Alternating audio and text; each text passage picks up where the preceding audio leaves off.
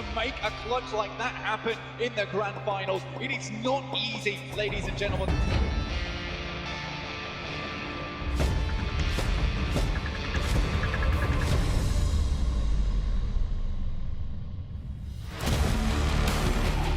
Octavian and Bazzi hitting the deck, going for the sprays out wide. Narvalo into the blue. Great for them. Sebi now in the dust. Will find Reeves. Now just needs to deal with.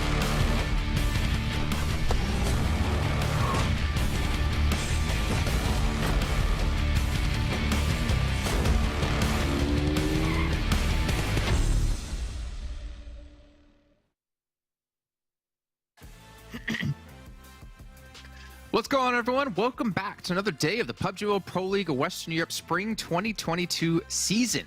Now, this is our final Super Weekend if you are just joining us, and it is our second day of our 3 days in total we have here, but it looks like most of the teams have been solidified and locked into our finals coming up in just about a week's time. I'm Jason Kappa, I'm your host, and you guys at home need to let us know what your thoughts about the show. Let us know what you like, dislike, let us know about what teams you're rooting for. All of our socials are down there, so make sure you guys give them a follow. Make sure to interact with us, not only through those social media channels, maybe through our own social media channels. And when I say through our own, it means I'm not the only one on the show. We got to bring Maxman and Clarus, who could be breaking down everything in the day. Once again, I'm sorry, I should have warned you, Clarus. I forgot to let you know we were coming to you.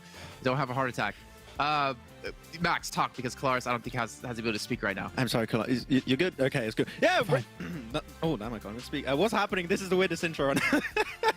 I'm doing good. Ready for some more PUBG Mobile. It's going to be a good day. It's going to be a good day. So, you think this intro's weirder than some of the previous ones we've done? All right, that's fine. You know, I was startled, you know. Yeah, happy to be here for day number 2. We can make it even weirder. More weird. We can go further, I think. Well, it's Max, so you can definitely make it weirder. Yeah. Yeah, true. I don't even do it on purpose. Well, I don't know. But we'll see what you're gonna be drinking Monster out of this time eventually. But gentlemen, we got to take a stock of things, right? It's time to take a look at our overalls throughout our Super Weekends, and kind of explain to the viewers out there who might have missed past days why I say we almost have pretty much all of our teams locked in now. We can see obviously the teams here on the front page, even Unicorns of Love, who is not participating in this Super Weekend, are all for sure through. 100% chance. There's no way they could fall off the top 8. And just keep in mind also it's our top 16 teams overall. But looking at the standings here, there are a couple of things that kind of stand out. I mean, we can touch a little bit on Clear Vision, the fact that they finally got their first chicken dinner yesterday, and yet they still have so many damn placement points that they would be in 3rd place overall with placements at the moment. I think for Clear Vision in particular, there's a lot of things that we said about this team throughout the rest of this tournament. I think one point in time we did say Hamodi is doing a lot for the team, but I have the impression in this last week in particular that more players from the roster have been able to step up and have more of an impact in the games, which is great to see. That's the type of improvement we want to see before heading into the league finals. But if we can see them close off games a little bit more, that's great. And we saw that yesterday. If that can happen, once or twice more, that's an extra $1,000 every once in a while, and they can show that closing off games is one of the most important things you can do going into the league finals to qualify to the European Championship. So good on Clear Vision being able to improve that way. Yeah, absolutely. I mean, the kicker is that if they'd have got the same amount of chicken dinners as everybody else here when it comes to the 1 through 8, they'd probably be 2nd place right now. And I think, I mean, yeah, 4th place, that's a pretty big statement, but if they were 2nd place in our Super Weekends here overall, I think that would be a massive statement from Clear Vision, considering the likes of the names that they're tackling with here in the overall tournament. So just a few tweaks here and there from those lots of 3rds and 2nd places that they've got, and they could be right up there in the big money. Yeah, and the thing is, right, maybe they're warming up into the event. Like, they've been kind of consistent throughout the entire time. It seems like they're getting a little bit better now, maybe getting more confident, and we've kind of wondered what was necessarily their play style. Maybe they've been purposely playing for placements just to make sure they get into the finals, right? Or maybe this is their style of they're not really able to go head-to-head against other teams when it comes to that raw fragging power. But as we move on to the 2nd page, we can see Romanian Boys currently are cut off at 102 points, and Shockwave in 15th. Those are the 2 teams we're looking at who potentially could fall out of top 16. But as we're going to move on to the 3rd page, you're going to see not going to be happening here. Team Doom only putting up, what, 12, if I can read, 11 points? Yeah. I mean, you say for Romanian Boys and Shockwave, they can fall out. Like, the only way they could, technically, is if they get 0 points in the next 2 days, and Team Doom have, like, an insane bounce back, which I've never seen that in any esports, actually, not just PUBG Mobile esport. I haven't seen that in any esport where this much of a league could be closed off. So yeah, I don't expect too many things, but as we said about Team Doom, it's time now for them to get experience, right? Because you can't really replicate this type of environment in scrims or other community tournaments, right? So great experience for Team Doom. Hopefully get himself a chicken dinner here or there, get himself an extra $1,000 on top of the 2.5K they're going to get by participating. So that should be their goal right here. Yep, try and get the chicken dinners, similar to some of those other teams have got no chicken dinners just yet, right? There's still $1,000 up for grabs for every single one, and that's a great thing to aim for, I think, here, considering the Super Weekend.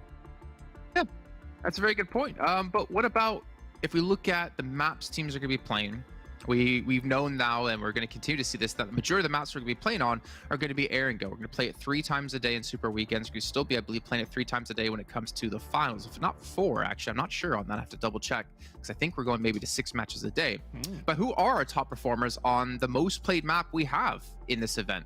That's the real question for me. And we're seeing here, we're going to have Game Lord, of course. I mean, of course, it has to be Game Lord, right? They're number 1 overall. Yeah. But then we're seeing like super young roster come in there with like a decent elimination per game average and damage. We are seeing a little bit of a mix-up in some other teams that doesn't necessarily fall in line with our current standings. Yeah, very much so the confirmation of what we'd kind of assumed here, right? With Game Lord, you're playing the most Erangels, and this is the team that is mostly always on top, so it's going to make sense that they're able to really perform there. But Erangel is people's bread and butter. This is where PUBG Mobile is forged. This is where strong performances are forged. So for the likes of Big and TJB being up there, that's not too much of a surprise. One surprise I'm kind of, for me, that's not there is Eastern Stars a little bit. Like, this is a team that I think should be up in this top 5, but is currently lacking a little bit, I feel.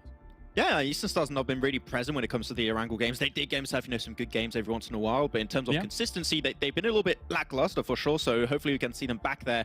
But I think that if you're also looking at how teams have been able to improve over time, I think that Clear Vision could be potentially not very far off these type of averages, right? Because they've started fragging out a little bit more recently, having more team play.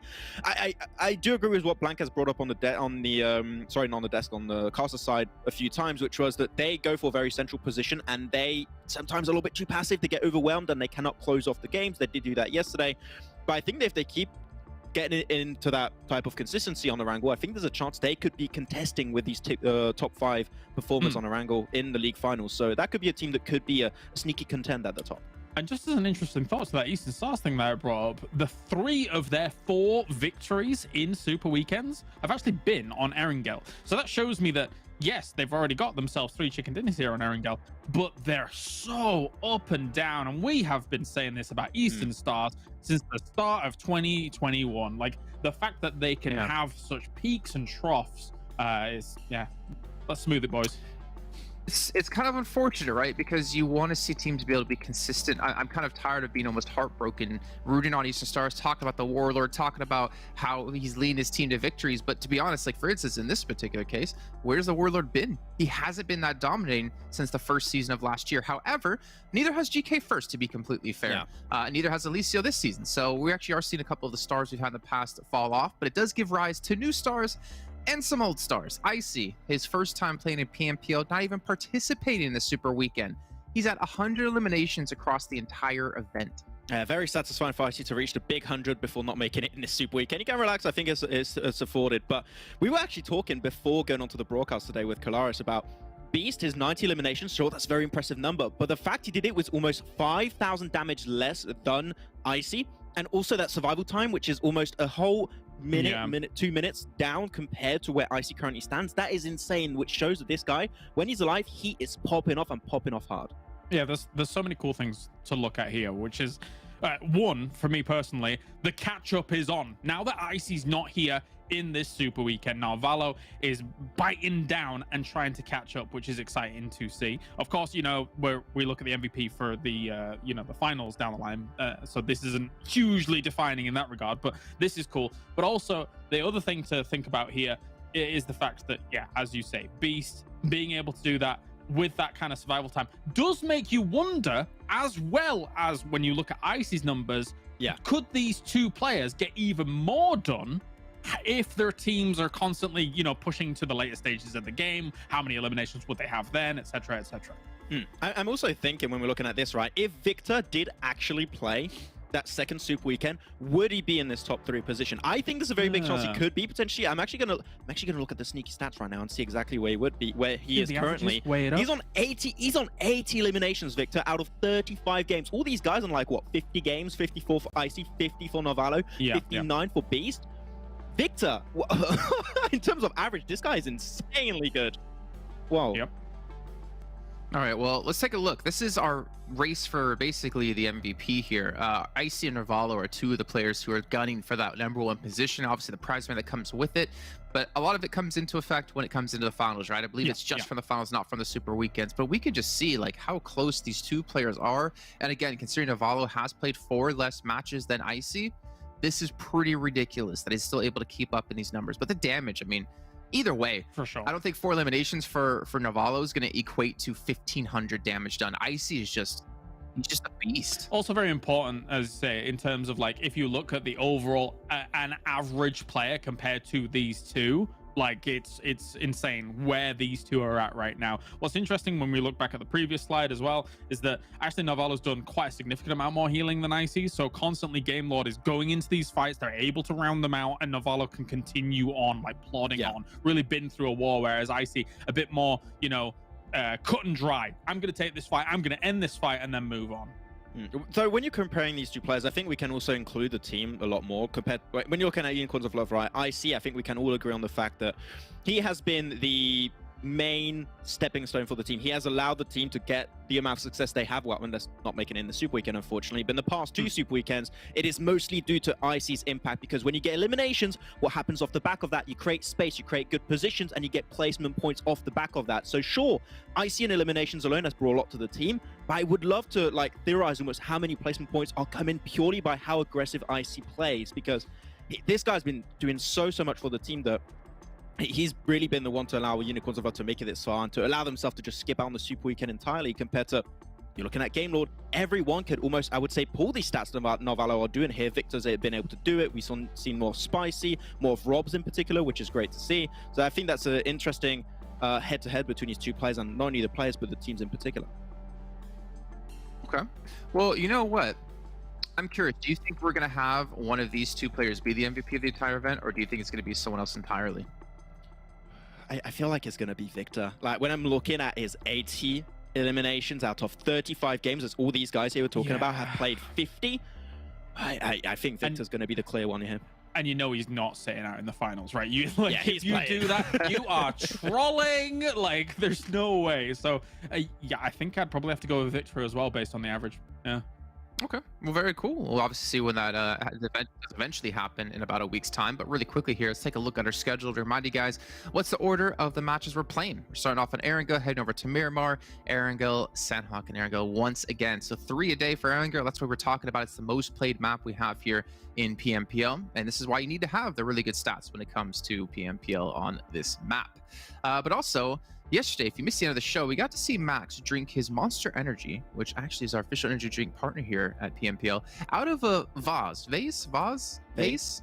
Vase. I just said the French word. Vase? Did you say vase? No, I said that. Okay. Okay, vase. Okay, there you go. I said the English. Happy, cool. Yeah, cool. We're good. Okay. Now the question is, going into the finals, what's the next step? Kolaris, have you begun to think about what you'll drink your Monster out of? Is the challenge real? Are we doing a 3-way battle of drinking Monster? Well, it's up to you guys. I mean, I'm down to do it, but are you guys down to lose?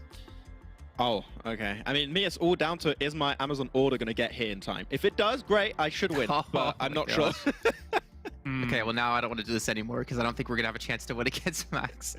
All right, well, I think that rounds us off, though. I think it is time to head over to our commentators. Question mark? No, not yet. Actually, what we're going to be talking about is our PUBG Mobile 4th anniversary event. How can I forget? I've only been saying it almost every single day. We do have 100,000 euros in prize. It's the AR treasure hunt happening where you can get some limited edition iPhone 13s as well. So take a look at this, see what else you can win, and then we're heading to our casters. I'm Ron Burgundy.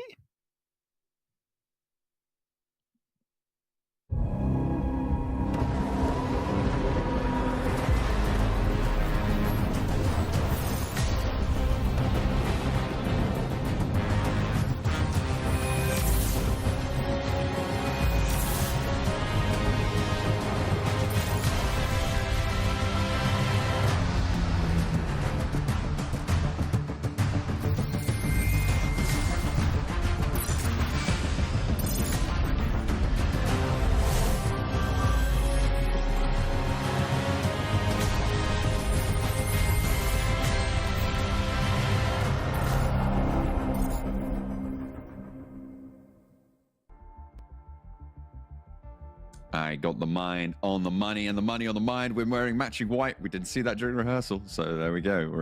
We're on point with it. We're on that synergy game. But yeah, we're getting into the chicken dinner stretch for a lot of these teams looking to rack up that big old moolah bottom line. The bottom line is that money. So that's what people want to see. That's fine. But do you have Akira on your chest? I don't think you do. So no, I don't. Mine's just kinda... a knitted cricket sweater. Yeah, I think you win here. To be honest with you, that is kind of the OG, the sweater. To be honest with you, that's timeless. Unfortunately, for me, I'm kind I'll tell you what I do at have. the moment. Oh, it's difficult to show, but it does say winner chicken dinner on it. Oh, you still have that bad boy? Oh my God. I still have it. I think that's in it's my just a bit closet chilly, somewhere. so I'm keeping it on. Yeah, no, that's fair play. You do that. I think for some of these teams, things are going to get a little bit chilly, a little bit icy, but not for Icy himself. He's going to be out of the Super Weekend, sadly, because Unicorns weren't able to make it in. So, like the boys on the desk were talking about, it's all about that chase. You just toss him out the window. Bloody hell, okay. Yeah, Icy's gone. He's out. gone. He's disappeared. 50 yards that way now. The chase is definitely on, and I think the guys on the desk bring up a good point. But it's the point that I've been bringing up for basically eons now, to be honest with you, throughout this entire Yeah, tournament. you made it first. I made it first, obviously. Is that, Beast is 16 minutes in terms of survival time with a ridiculous amount of eliminations at 90. But I do think that this is something that ties back to conversations we've had before, John, about how big are dying very, very early on in these games, and they have these massive pop-off moments and they're great in fights, but their ability to live towards that end game, it's a little bit skewed. I don't think, in fact, riddle me this, John, before I stop waffling on, right? How many times have you seen Big with a 4-man in the final phase?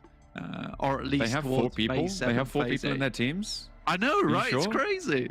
Are you sure about that? Because I don't know, man. I feel like they have 3 maximum. 3 maximum. I think that is acceptable. Yeah. It's ridiculous. I think that this is something they definitely need to improve on, because they're extremely gung-ho, and that's okay if you want to get the big elimination points, which they are currently doing. But I want to see some more games where it's a dominant team win and emphasis on the team there. Yeah, absolutely. They need that dominant performance. If you want to be dominating this lobby, it's not going to be easy, Blank, but it's a little bit more relieved for a lot of these players at the moment in terms of guaranteeing their spot in those finals. Absolutely. I think a lot of these teams, in fact, I think all of our teams now are secured for those finals. I think Team Doom, it's out. It's over. It's doomful for these guys. They're definitely not making it in. And I'm going to make that statement. It's a big statement. It's really not. It's almost as big as their points currently. 11 total on the 5 games. Very, very unfortunate, but respect to Team Doom for trying in that final league play to get into here, and then they had to make the run happen. But it was hard with 4 Romanian boys, who, to be honest with you, have kind of run circles around them. You love to see this stat though, don't you? Icy is refusing to let go, but it's also interesting that he is 15 ahead here on Erangel, as opposed to other maps, right? I think that when we look at Beast and Narvalo, 50 points apiece, so it seems that this team is much better suited to a Miramar, and that would make sense to me, considering they have both those teams very good at third parties and very good at isolated fights are big. So it's an interesting one, but it does all check out at the end, guys. I can promise you that. It loops back. It ties all of those stories together with a neat little bow. The plane path from Novo up towards halfway to Zaki, but a heavy southwestern shift. This is probably the furthest southwest shift we've had, but we have had a lot of Gatka Fields finishes. The military island, still potential there on a southeast shift within the next circle, but it should be pretty prio on the Gatka compounds right now. Yeah, still very unlikely that we'll get that shift down towards the southeast, but if it did come through, it would be exciting, if unlikely at best. Super Young roster coming down towards Primos, so a nice start for them in this game. They can move up early towards Quarry. 4 Romanian Men. Again, I think this is getting stressful for 4 Romanian Men at this point in time, because every time we have these Gatka fields, it is almost a challenge sent their way, because this is where they control, this is where they dominate, this is their zone, this is their land. So why are they not controlling it? Why do they not have the signs up saying keep off the lawn? Because at the moment, it feels like practically everyone in this lobby is just taking turns at stamping all over that grass. And you can take your turn as well, potentially, in the next seasons if you sign up for the 2022 PMCO Spring. Registration is now open, starting and finishing on the 13th of, well, not starting and finishing, starting on the 8th of April, finishing on the 13th of April. Still yet to come. Make sure you head over and check that out. You can find the link in the live chat pinned message and join PMCO with your squad at esports.pubgmobile.com/PMCO. I think you rounded that out very nicely there, John. I think that's everything to be known about PMCO. Go on, have a sign up, give it a go. You never know. You might be just the next team in the know when it comes to these games. Honestly, we've had such good turnouts from a lot of these younger teams coming into these lobbies in Western Europe where we don't know so much about them. I mean, SKP a couple of seasons ago, they weren't really on anyone's radar. Now, with the majority of the players being on Clear Vision in 4th place, that's unbelievable. So if you want to keep up to date with all those kind of teams, you need to make sure that you're watching PMPL. And you can earn rewards for it too. So make sure you go to the Esports Event Center within the game and participate in that event and earn those special items that you can then redeem. So have some fun with it, watch PMPL, check out the team, support your favorite players, and Bob's your uncle. You've earned yourself some special rewards. Do you have a favorite player in this lobby? Not necessarily best player, but like favorite player that you've seen so far? My favorite player, I think Octavian was definitely my favorite player for a very, very long time. But I think at this point in time would have to be Alendo from Super Young roster. I think he is probably my favorite player within this lobby. Not necessarily the best player in the lobby, but I do think he's that guy that you can always rely on, right? He's a very reliable dude when it comes to Super Young roster. I think whenever Hamodi's in a bit of a situation where it needs to be checked out, you know, you've always got Alendo there with the cards ready and the passports. He's good to go. He's got everything printed out. That's exactly what you want from your off-angle specialist or your guy that plays backstop. I think I would just forever have that moment on Sanhok in my mind where I saw Alendo basically off in the cliffs, you know, having his picnic, ready to take some shots, and then getting converged upon by 4 Romanian men. And then the next second, he's in the compound with them. I was like, how did he make that happen? Literally Superman landing into that. So yeah, that's my favorite player. What about you, John? Come on, hit me up. I have to go back to basics. I have to go with Mihi for the double squad god killer. You know, it's it just doesn't happen too often, and Mihi has been pulling out the bag a couple times with Big. I know you said obviously they do take early fights, they do go down a lot, but we have seen those incredible plays, and you know what? That's what I'm here for. Excitement. That's what I would like to see. Obviously, the players, they want a little bit more calm, but I'm here to shout loud, you know, and I've not shouted louder than when Mihi pulls off squad wipes. That's true. That is very true. I think that is something that we can always say about Big, is that they are putting out these massive plays from time to time. It's certainly not a team that we get to talk about a lot in the end game, but we certainly talk them about a lot in that mid game. I think that's what's important. I do love that the DBS is becoming more and more a staple weapon. I feel like it's just Pocus. I feel like it's just, I mean, there's a couple of other people, but I think Pocus, I always see him with this DBS. Yeah, he loves it. He absolutely loves it. Likes to get up close and personal with that thing, shove it in your face. I mean, the muzzle on that bad boy is probably bigger than my nose, which is quite large. You know, even rivals Jason's at this point in time. So got to be really careful with this thing, because it can really ruin someone's life. And a lot of times it does with Pocus when he's in those endgame scenarios where he's just poking around vehicles and you're spraying with your measly little M4 and he's there with his DBS just basically with a hand cannon. It's good stuff. It's always interesting to see. Let's take a quick stock of the lobby so far, so you know what everyone's currently playing. Super Young roster did head down towards Primorsk. Shockwave now just the western side of Gatka, rivaling out versus 4 Romanian Men. This is something that has been going on for a long time here, John, where Shockwave have caused a lot of problems for Romanian Men on their drop spot.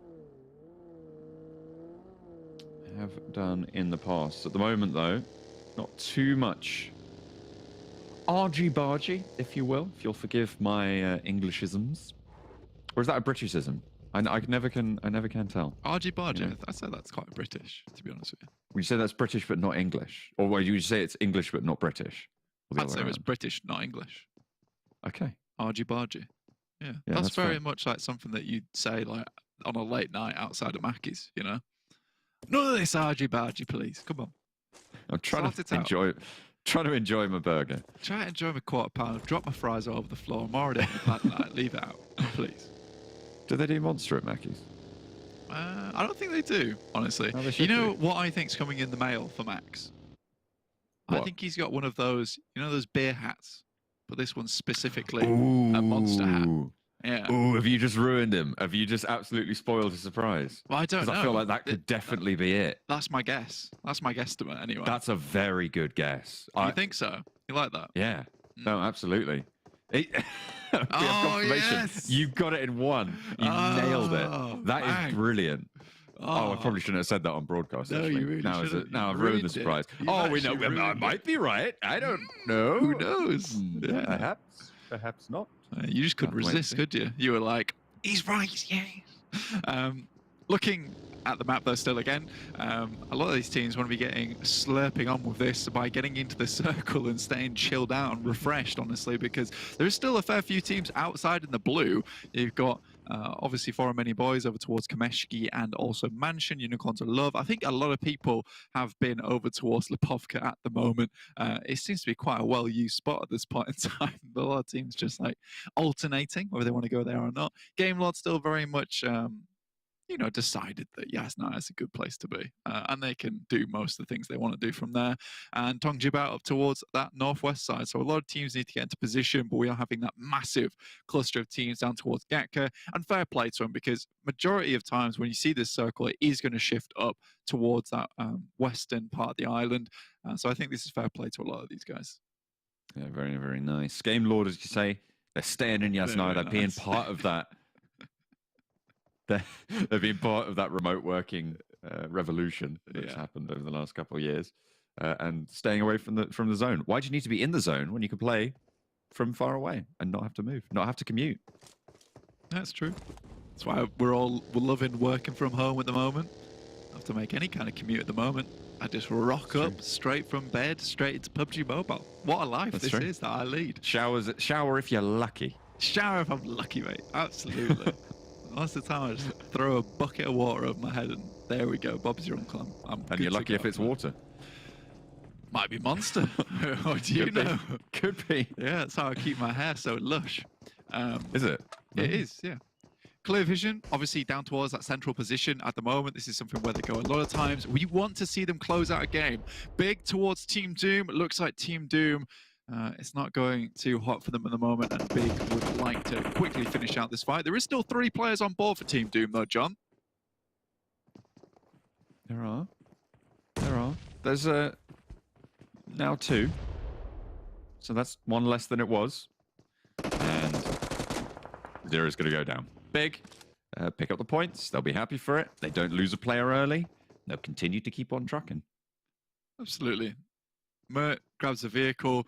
Well, Big is unwilling to let these 2 players go. Frosty jumps out of the building. Will need to quickly head into the Dacia and get on his merry way, because the rest of Big are coming. And Team Doom's looking behind him. Captain!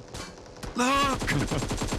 They know that there's 2 players in this vehicle now, obviously, with the window being lent out of for those shots to dissuade any further. Team Doom find a ridgeline and get a little bit of safety. Real Tigers 9, not so lucky, being borne down upon by 4 Romanian men. Currently very central in the circle. A nade being cooked up by Sarah. Another knock found as Redox spots Nazgod. Mango drops out, drops wide, has to go back into the building. Sarah, wary, but these nades continue to pour through the windows. So he is being swarmed upon the position. Mango down and out. Real Tigers 9 eliminated. This is a good test, though, for Romanian Men, in my opinion. I think that more often than not, they've not really had to challenge out for these early spots. But I think now that they've actually grabbed this team fight win, with all 4 players still alive as well, that's a nice vote of confidence for them. You know, towards week 1, this team seemed fairly damn good, to be honest with you. I mean, Dewey was one of our upstarts from previous seasons, where we were thinking to ourselves, you know, this guy could be one of the next best. And he's slowly worked his way up the rankings. He's definitely still not on top like some of our players, like our new start in Icy, as well as Narvalo or Beast. But he's working his way up there. And I think for Romanian Men, he's definitely a great asset for the team. But then again, there's also Rana, who was really not on my radar at all this season. Yet he's proved to be a very, very strong player when it comes to that backstop position. So I've been overall pretty happy with 4 Romanian Men. They haven't put up a huge performance so far, and I think things can be improved, but there's still potential in this team for me. I mean, they're not at the top of the tables. There's always going to be room for improvement. And even for Game Lord, there always is. It's good to see where they can identify those, and it's cool to sort of have that map laid out for us as well as to what they can address, what they can be looking at. Moving in currently, you can see they are shifting away from their position center circle, what was the center circle to the new center. So they are trying very much to take agency within this zone. And they will be pretty close by and joined by lots of other teams, at least 3 others in the general vicinity. TJB, they are like super split right now. 4 Romanian Men going to crash straight on into Shockwave, but unfortunately, this is maybe where they need to find some of those improvements. Black Redox will fall down, and 4 Romanian Men cut down to 1.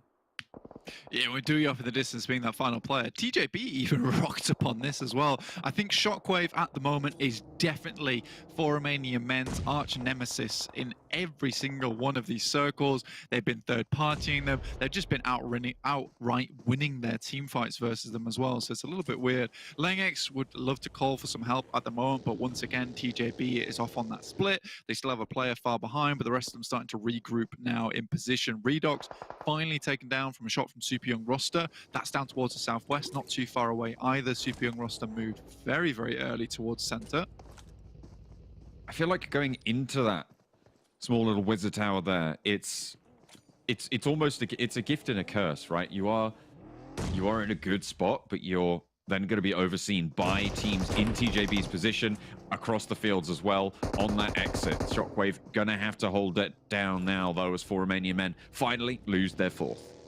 Yeah, for that Wizard Tower, it's great if you can get everyone back up again, because playing off the top of that lip is fantastic. If you can get the right smokes down, it gives you some proper cover that you can move yourself back into.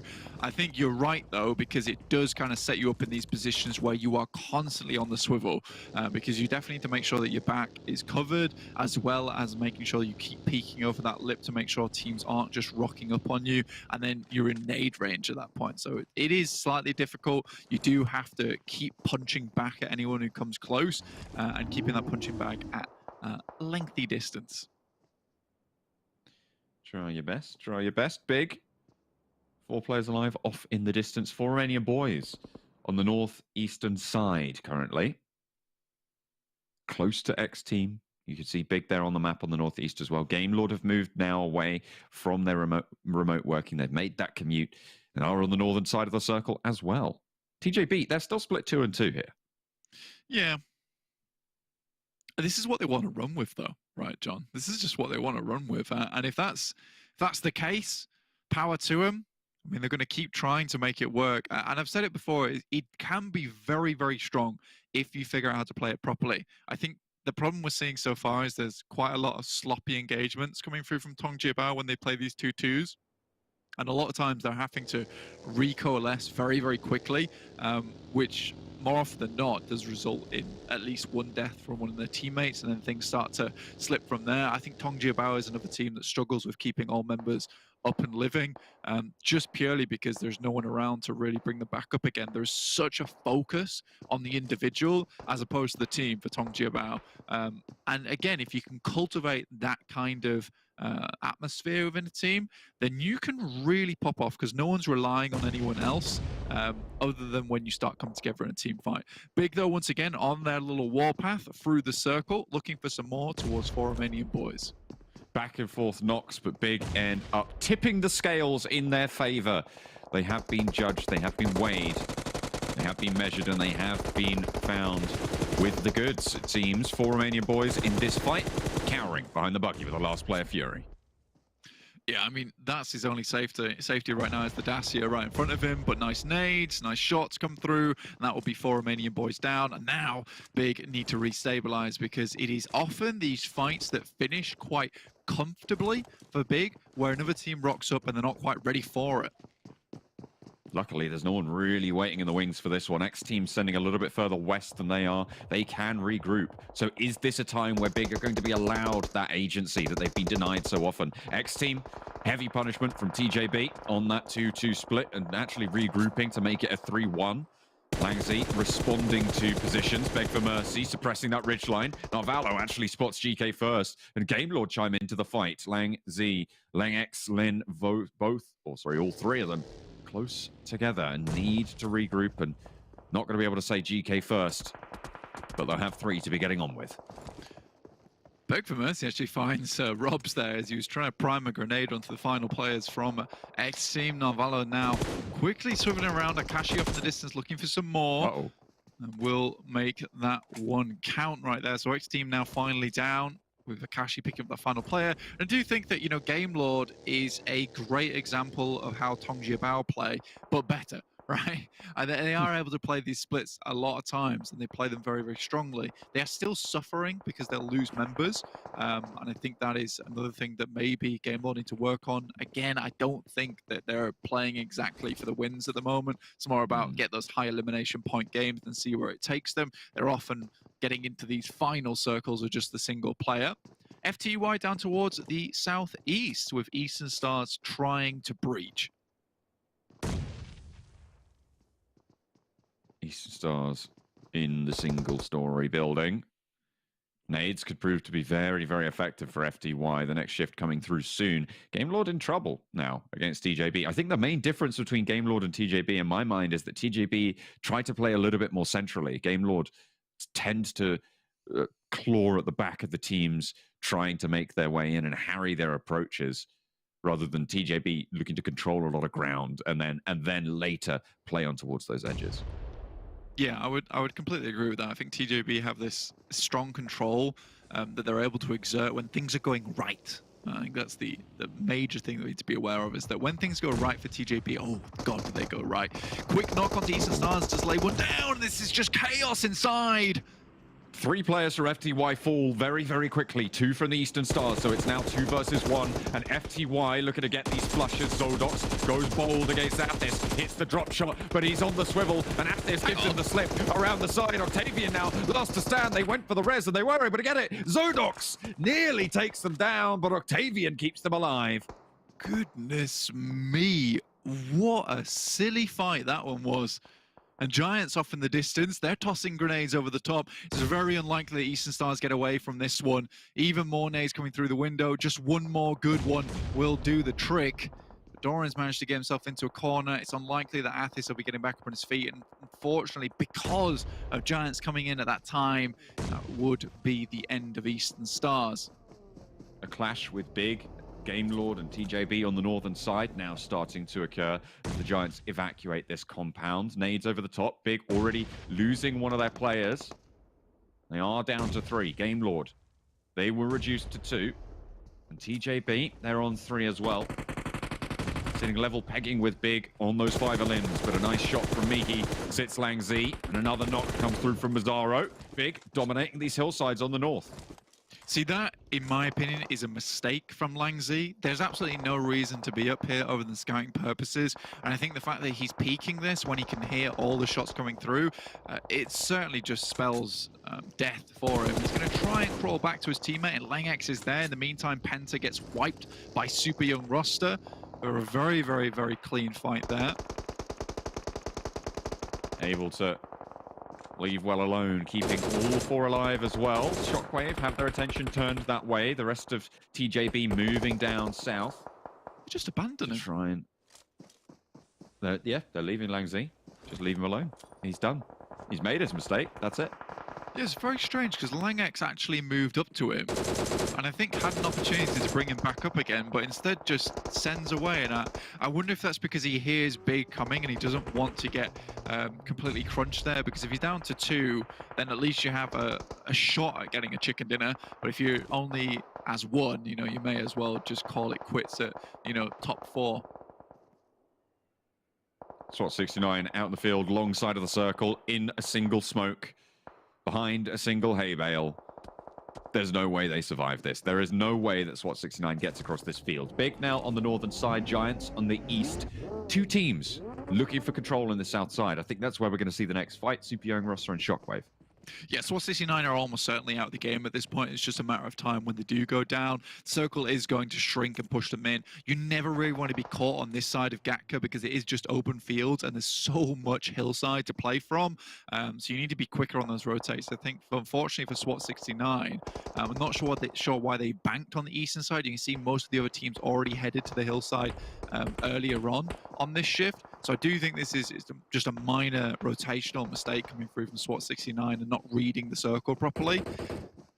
On the other hand, though, we got a lot of teams trying to figure out where they can play. Giants have had to emit a lot of smokes here to keep themselves up. Big off in the distance, it's Mickey, but Shockwave taking shots down that way themselves. Big being able to take these isolated fights has played very, very well for them. That's what we spoke about being their main issue. 10 eliminations now and 3 players alive. But on the south side, it's Shockwave, it's Super Young roster. Oh dear. Nades down the hill towards Giants' position. That's really, really strong. Shockwave want to clear their flank and just completely ignore Super Young roster on their left. Yeah, Ripped is sending some absolute killers down there in terms of the nades. Very much on target. I think it's difficult to get away from this one. And Nano is just losing players by the second. Everyone heads down, and that should finish them off. Shockwave had that one absolutely on lock, and I think it's very simple throwing those nades down the hill, but they had it at the very right time. You get that first knock, and then you do not give up the pressure. That will afford Shockwave the eastern side of the hill, and able to push up towards Big's position. TJB in those divots. They've been afforded this enclave of safety by the fact that these teams haven't pushed in yet. 10 eliminations coming through for Big this game, so they're absolutely popping off here. I think that is a given when you're watching Big, though, is having those big elimination games. However, this time they've been a little bit more conservative with it. These team fights, they're taken slowly and calculated, and they're really trying to keep a lot more members up. It feels that way, at least. A lot less of these gung-ho plays coming through. Lin gets spotted out by lovely shots from Mickey. And we'll have to quickly dip behind cover with Langx trying to hold him out, but that's Tongjibao now down, spotted by Super Young roster on the back. Yeah, and Big just taking shots every which way now as Shockwave, they take a knock sent their way. Big trying to level those playing fields. Super Young roster, they've played passive in these late circles. And will keep all 4 alive for now, but they will have to shift a little bit closer in, take these fights at this stage. Shockwave get the gift of the circle here, and it couldn't have come at a better time either. With the knock being through, they want to get the res off, and they don't want to have to move too sharpish either. So with this circle, gives them ample time to get back up to full strength here. But Super Young roster are no amateurs when it comes to swiveling on these teams. When they think they're safe, Super Young roster will take that time. They'll find that opportunity, that opening to try and get something done. And I think that's something that really does excite me about Super Young roster, is their timing. Nade over the top from Shockwave. We saw them dismantle Giants with them. Looking to similarly disintegrate the Super Young roster team. Terminus with the oversight. Go down towards Super Young roster for the time being. Not moved as of yet. Big's looking for a wider spread on the circle. And here Swave actually moves up to the loot crate, which is good timing for them. They know that these two teams are kind of locked between one another, so they can find any position, null advantage early on. I think this is a great move from Big. They drop the smokes as well, start to move up. Luckily, with Shockwave having 4 members alive, it means they can cover much more ground, whilst also keeping Super Young roster at bay here. I feel like Terminus should have hit at least one of those sprays. Slow Super Young roster down just a little bit. Need to buckle the will of Hamodi just slightly. But Bigger popping these nades in as well. They've isolated that rock. I think that's going to be fairly valuable for them as well. But the smokes can start to come through in the middle of the land and allow Shockwave to start to move a little bit more freely. Terminus has his cover blown out of the way. But we'll just shimmy back to it. I think it's going to be rough here about the vehicles for Big, because they'd love to slam one into that loot crate and then have to be able to play off the back of that.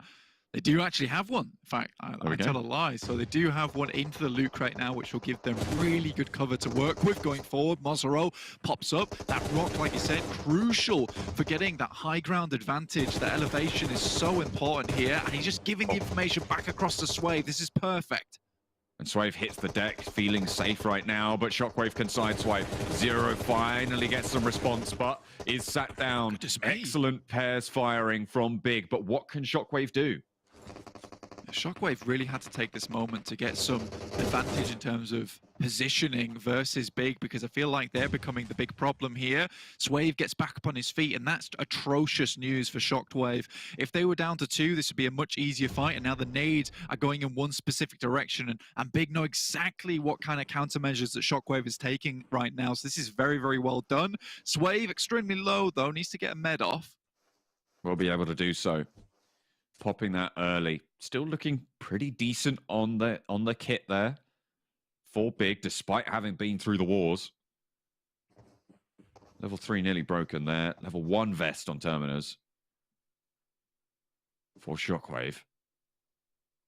This is actually very big smart. Group up.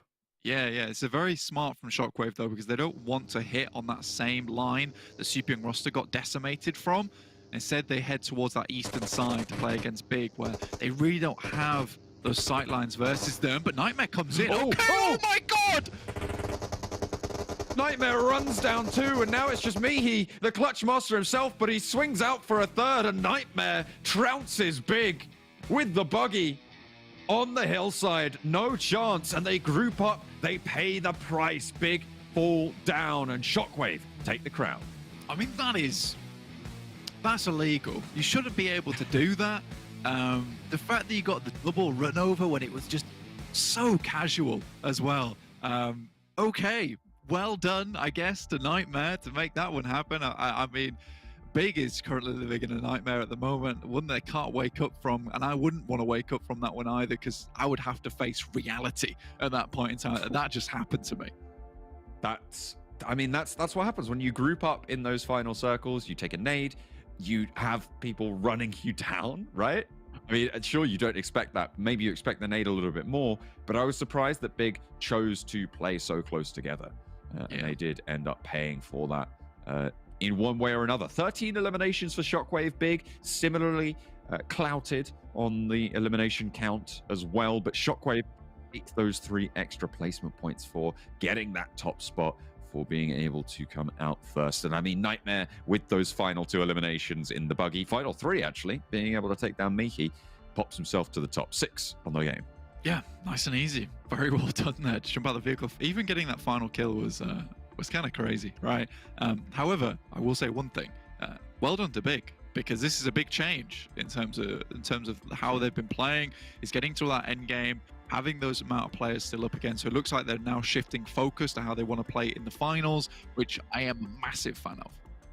Absolutely. Big maybe rectifying a couple of those issues, but Shockwave are on point in their Erangel. Good job, guys. We'll see you in the next one.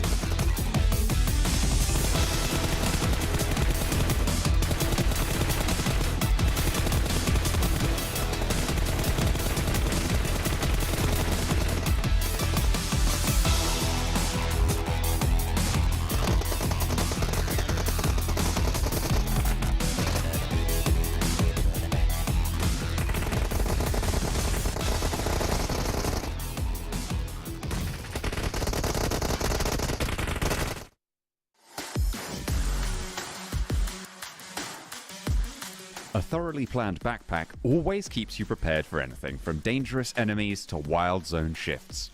So let's get into the concept of loot. You already know that it's important to find a backpack to better equip yourself in the game. Backpacks come in 3 sizes. The level 1 backpack comes with a capacity of 150. While it is sufficient for early fights and hot drops, it is never enough to carry enough supplies to get yourself to the final zone.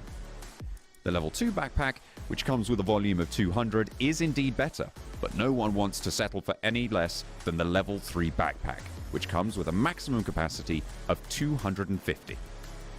Additionally, the vests that you'll find around the map will give you an extra bonus capacity of 50.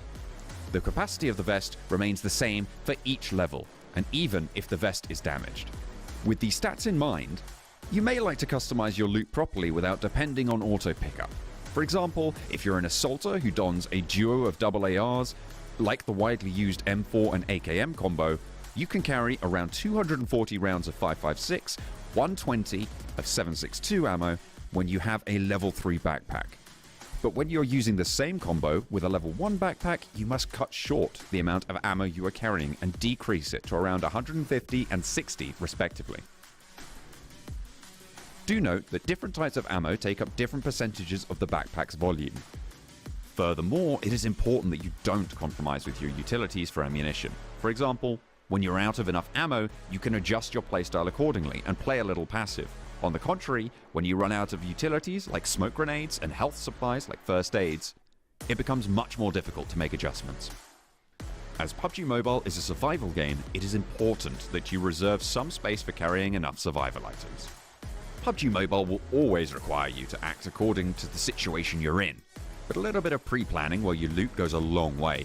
Always remember to check your backpack and ask your teammates to check theirs too, so that the loot is properly distributed among the team and you don't run out of essentials during intense firefights.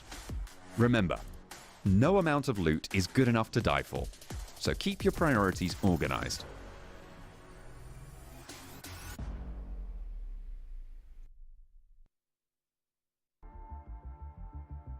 What a way to finish off the match. What is that?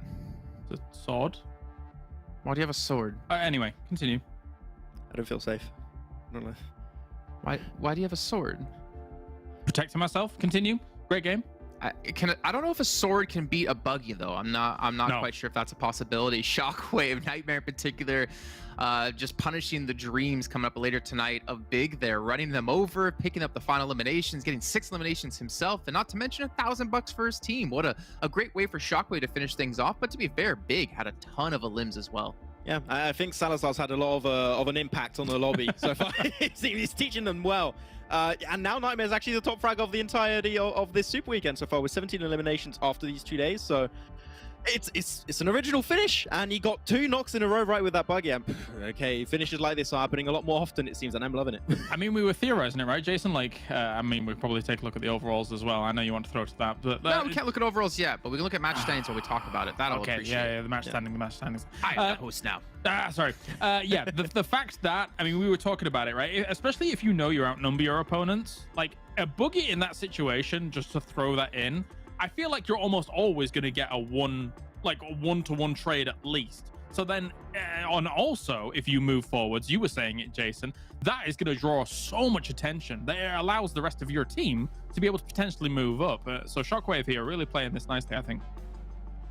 Yeah, I do kind of wonder, and I almost want to like actually brainstorm like what are the downsides of doing that. I guess if you get knocked early when driving, that's a major detriment to your team.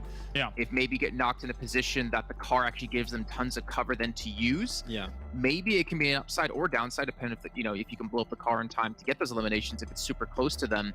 I think there's like a lot of different things that go into it, but I also kind of agree with Max. This is more used often now this season, and I wonder what goes into the mentality of, okay, let's just go for it. Wow. Like, what's the decision-making process tree inside their head of saying, okay, let's just use the buggy, let's just go. I was actually theorizing a little bit in my brain right now, which I don't use it often, but when I do, I hopefully come to good conclusions.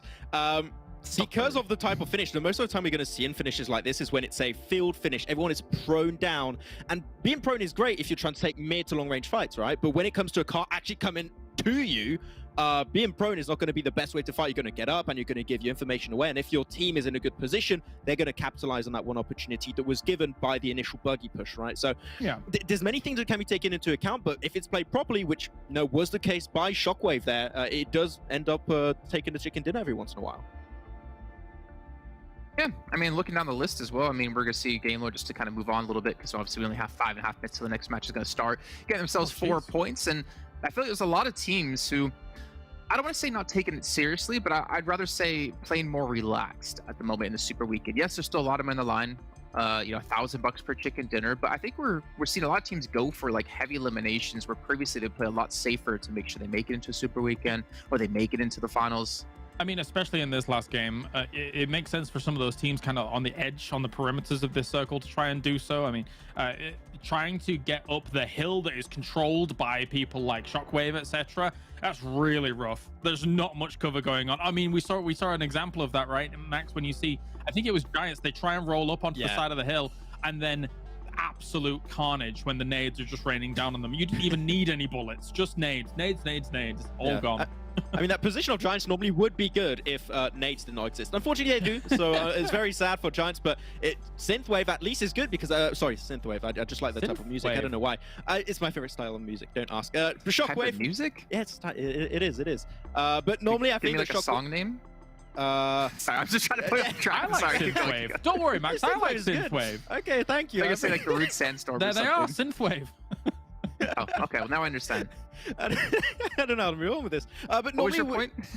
My point was, normally if we would see, not Synthwave, but Shockwave in a similar position, they would not be hyper aggressive. I think that they would just play passive and try and just control their position and keep teams away. Here, they were actually pushing teams, but I'm thinking at Giants, they actually got a rock up eventually on that position versus 4 Romanian men. It was great to see. And here, every player, except for Terminus, unfortunately, a little bit unfortunate, but every single player got involved to defend that position and to then push out to take more free real estate in that finish, which is great to see.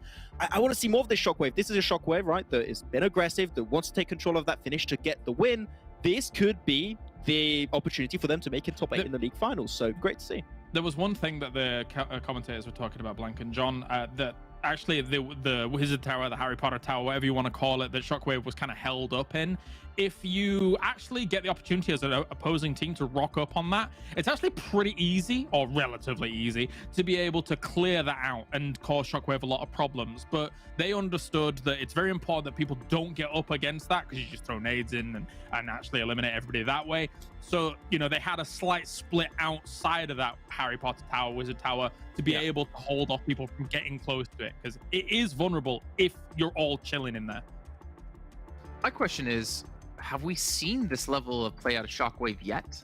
And I want to say kind of no. Maybe they've had like a game or two where they had some decent damage, but I feel like this is a different type of Shockwave now, which I'm glad to see, especially considering this is the perfect time to be better when you have the finals coming up. Like week 1 league play, right, where they got themselves 4th, where we had like a third, first, third, second back-to-back, which was like actually better than this Shockwave that gets themselves this win.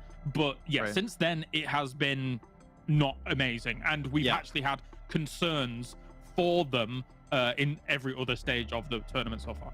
Yeah, I have the impression for them, they would just sometimes not be willing to take their control of the late game, right? Which they did do here, so great to see from them. Oh, damn. Oh, even Max did a little noise.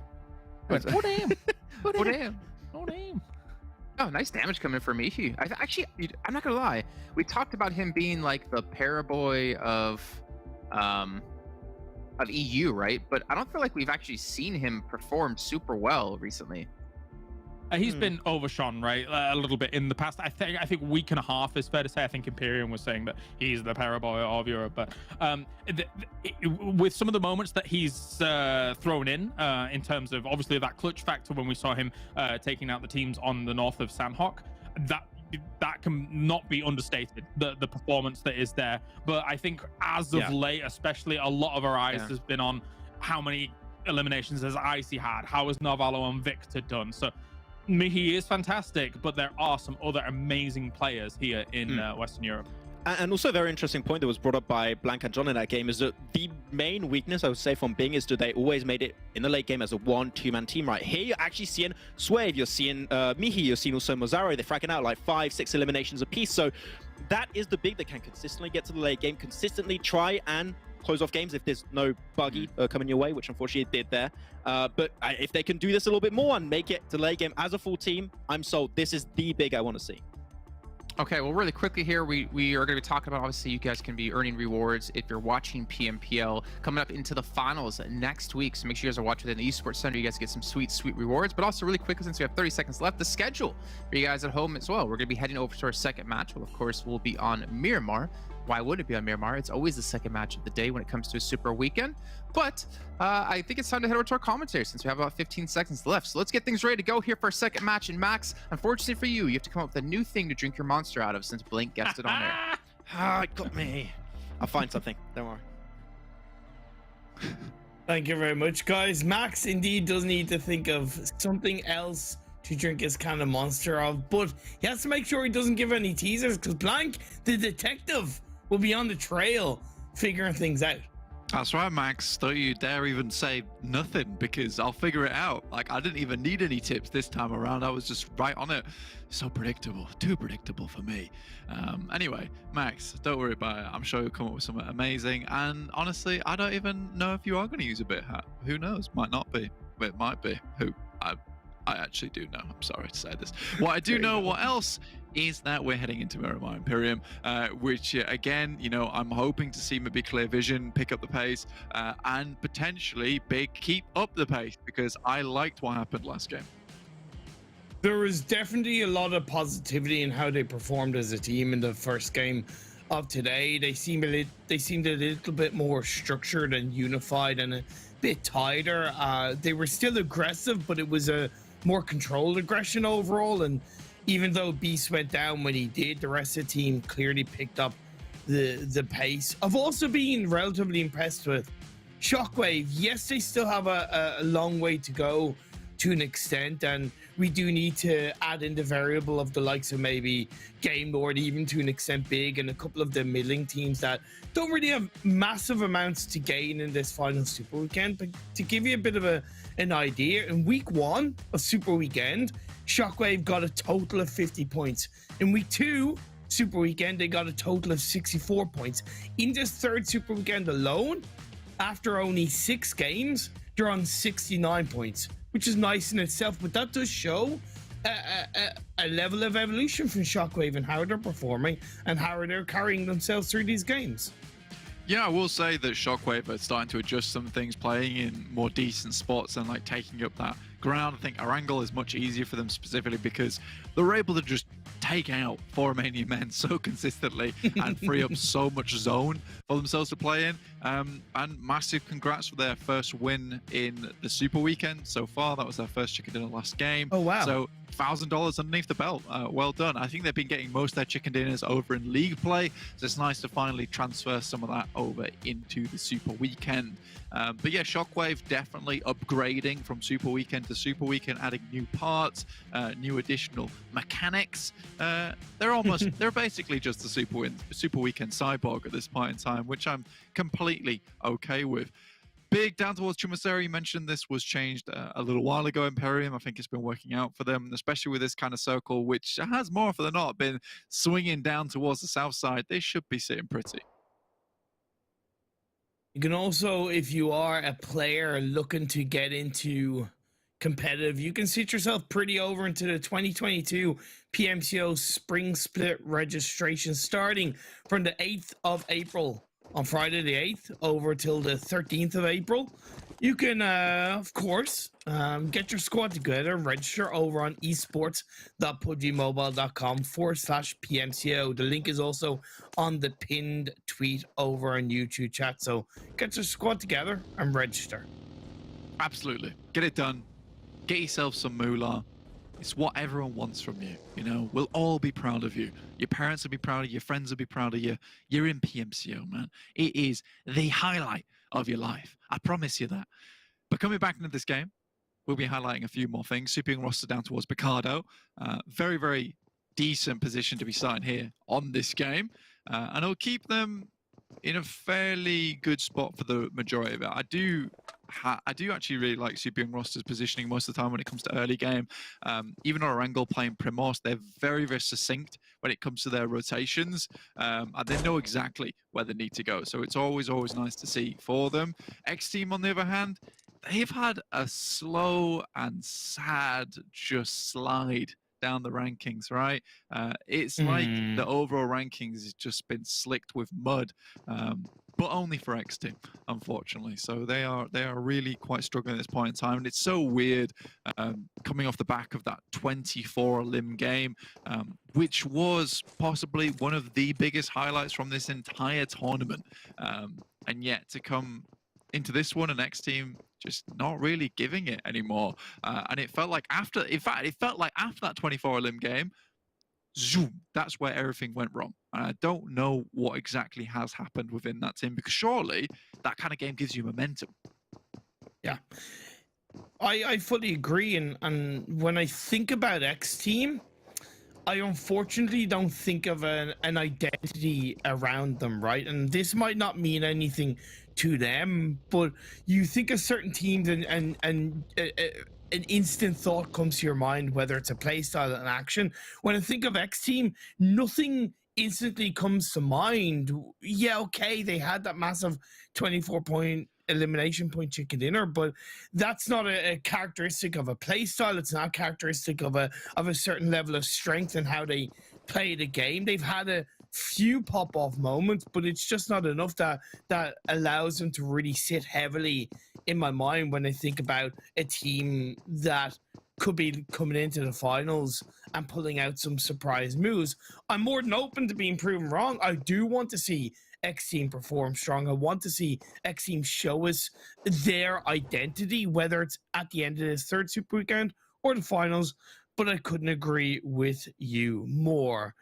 Real Tigers 9, however, looting up around a power grid split. They've Hardman much deeper towards the center part of this phase one. The tricky part of this circle, I find, is that road that is split in between Chimasera and Picard. There's a lot of low flat ground. I can't see too many teams occupy that part of the map. I like how you're almost breaking up with XTEAM there. It's like, your whole personality trait can't be 24 limbs. Stop it. I'm leaving. Give me the keys. And then you're gone. Just fair play to you. And you're in your brand new fancy car, Imperium. That's absolutely fine. You get out of there. They don't deserve you. And that's okay. Either way, I do hope they start to pick things back up again, because you know they were a good team and they were nice. But I agree with you. Nothing really pops out in your mind. In fact, I'm gonna quickly test you on this, Imperium. I'm gonna do a test on you. Are you ready for this? Right? Yeah. You just need to say one word. That's all you need to say. Yes. Game Lord. Narvalo 13 elimination point chicken dinner. Victor the 4-man on squad edge of circle playstyle, dominating control. There's so much that can be said about Game Lord, the kings of Europe. I asked you for one word and you've gone off on a whole paragraph there. So Game Lord, they're really resonating with you. But like you say, see, most teams, we can just whack out a team name and we have like a general idea of who they are. And I think that is what really pins a lot of these teams in our heads, is when we know what kind of vibe they're going for, what kind of play style they want to hit up, where they want to play, how they want to play. And I think how that resonates, for me at least, is a lot of these teams that we know have this personality, have this identity. They also have a plan, because they know exactly how each game is going to play out, how they want to make that game work. And you can almost predict that, yes. But for a team within the lobby, it's still sometimes quite hard, because for us, in the bird's eye view, we're in the cockpit at the moment. We can see the map. We can see the players, exactly what they're doing from their own perspectives. Like, it's very easy for us to identify that. And for other teams' lobby, maybe not so much. But then again, it's still that thing. You come into a game with a plan and you execute upon it. And I think that's what a lot of other teams towards the bottom need to start figuring out. Teams like Team Doom, who obviously sadly are out now, but a team that came into this but just didn't really have that plan of attack. They can plan for the full split. Of course, they will be included. Koa gets knocked. Zero throws out a smoke to try and get a little bit of a revive off. One of the Doom players pushes forward to try and hopefully just suppress the 4 Romanian Men. Player Redux a little bit more forward, but of course they need to think about the fact that the rest of 4 Romanian Men are going to react to that knock. That's some good play from Mert. Wasn't expecting him to go for it, but the opportunity was there, and he took it with both hands. And out of 3 remaining 4 Romanian Men players are just on the opposite side, and they need to find a way to regain control and possibly go for the revive on the Redux. Again, a little bit harder for Team Doom here, considering they're on that southern side, right? They've got to cross this road. It's kind of the onus is on them to make this move. 4 Romanian Men, though, doesn't look like they're looking to pick up their friendly player here, who's off in the distance. I mean, he is in an awkward spot here, and you can see that ground ahead of them. Even if Dewey wanted to make his way across, it would be difficult and kind of open him up. And with Redux bleeding out, though, it feels almost like they will just have to give that player up. Next circle heads very, very much down towards the southeast side with a lot of water still in this one. So it is quite an awkward circle, to say the least. Tongjiabao here versus Giants. Tongjiabao, the team that like to go for a heavy split, and Giants, they drop and play around Monte Nuevo, so it does make sense that they do cross paths on this area. But Lang Z able to get a second knock off. That puts Giants down to 2 with just Ulysses and Nano Baby left alive with smoke here, and they there just to try and suppress TJB, take off the off angle, and Ulysses is going to take down GK from behind. They'd already lost the player. I think GK was a little bit wild on that one. Now Lang X is going to swing around on the side of the building, goes for the 1v1 of Ulysses. Ulysses, I believe, has cover with Nano Baby, so as much as it was looking poor for Giants, they're able to somewhat get control. It's a trade across the board. Lang X going up against Ulysses on the right side. It's going to be Ulysses to clutch it up. I mean, that fight was very, very weird. There's smokes all over the place to try and keep this place locked down between the two teams. But yeah, Tongjiabao, I think this is something that's coming up in frequent cases now where, you know, GK first does something absolutely mental and then gets punished for it. There is a strange, like, elastic band approach from Tongjiabao at the moment. In one case, the elastic stretched and they're gung-ho, they're ready to fly in. And then on the other hand, they're split up all the time, playing extremely passive. So very, very odd. And I do think that at this point in time, I'd rather the band was stretched but not compromised, right? The tension wasn't on it too much. They need to find that middle ground on the elastic band. And then I think they could truly be a very, very good team. Again, this fight is still going on between Team Doom and 4 Romanian Men. Down to just 4 Romanian Men at the moment. Nice nade. Rana will have to sidestep that molly. This is overall still looking a bit more controlling for Team Doom. Don't want to get tunnel vision, though, for both teams. Of course, you understand why 4 Romanian Men are just locked down where they are for the time being. But Doom, specifically, they could have Shockwave, big, clear vision, all swing around either behind or to the east of them, and then they can get third party. So just be aware of that, Team Doom. You don't have to take the fight if you've locked the majority of the engagement under control. FTY, I believe they just took a knock through from Game Lord. Rob's very much out in the open, needs some assistance, but with Narvalo down and just Victor alive, now the way the world rests upon this guy's head versus FTY, and it looks like they'll be able to completely tear them apart, and Akashi off in the distance, not able to assist here. And again, this is where Game Lord is trying to incorporate more of this split play style, and I respect them for it, considering how well they've done in the Super Weekend so far. If you want to kind of expand your repertoire, I think now is the time to do it. On the other hand, the reason I admonish teams like Tongjiabao for this same thing where they're trying to figure that out is that I think Game Lord's had much more success over the entirety of the tournament. I think it's okay to be trying these things out now before finals where you have a chance to do it, right? Oh, okay, I don't know exactly what went wrong for Team Doom, but they looked to be in control. They had 2 of the players of 4 Romanian Men kind of locked down inside the divot, and then the third player from 4 Romanian Men in the backline, so they couldn't really push on it. It looks initially like they did, and they paid the price. 4 Romanian Men have won that fight.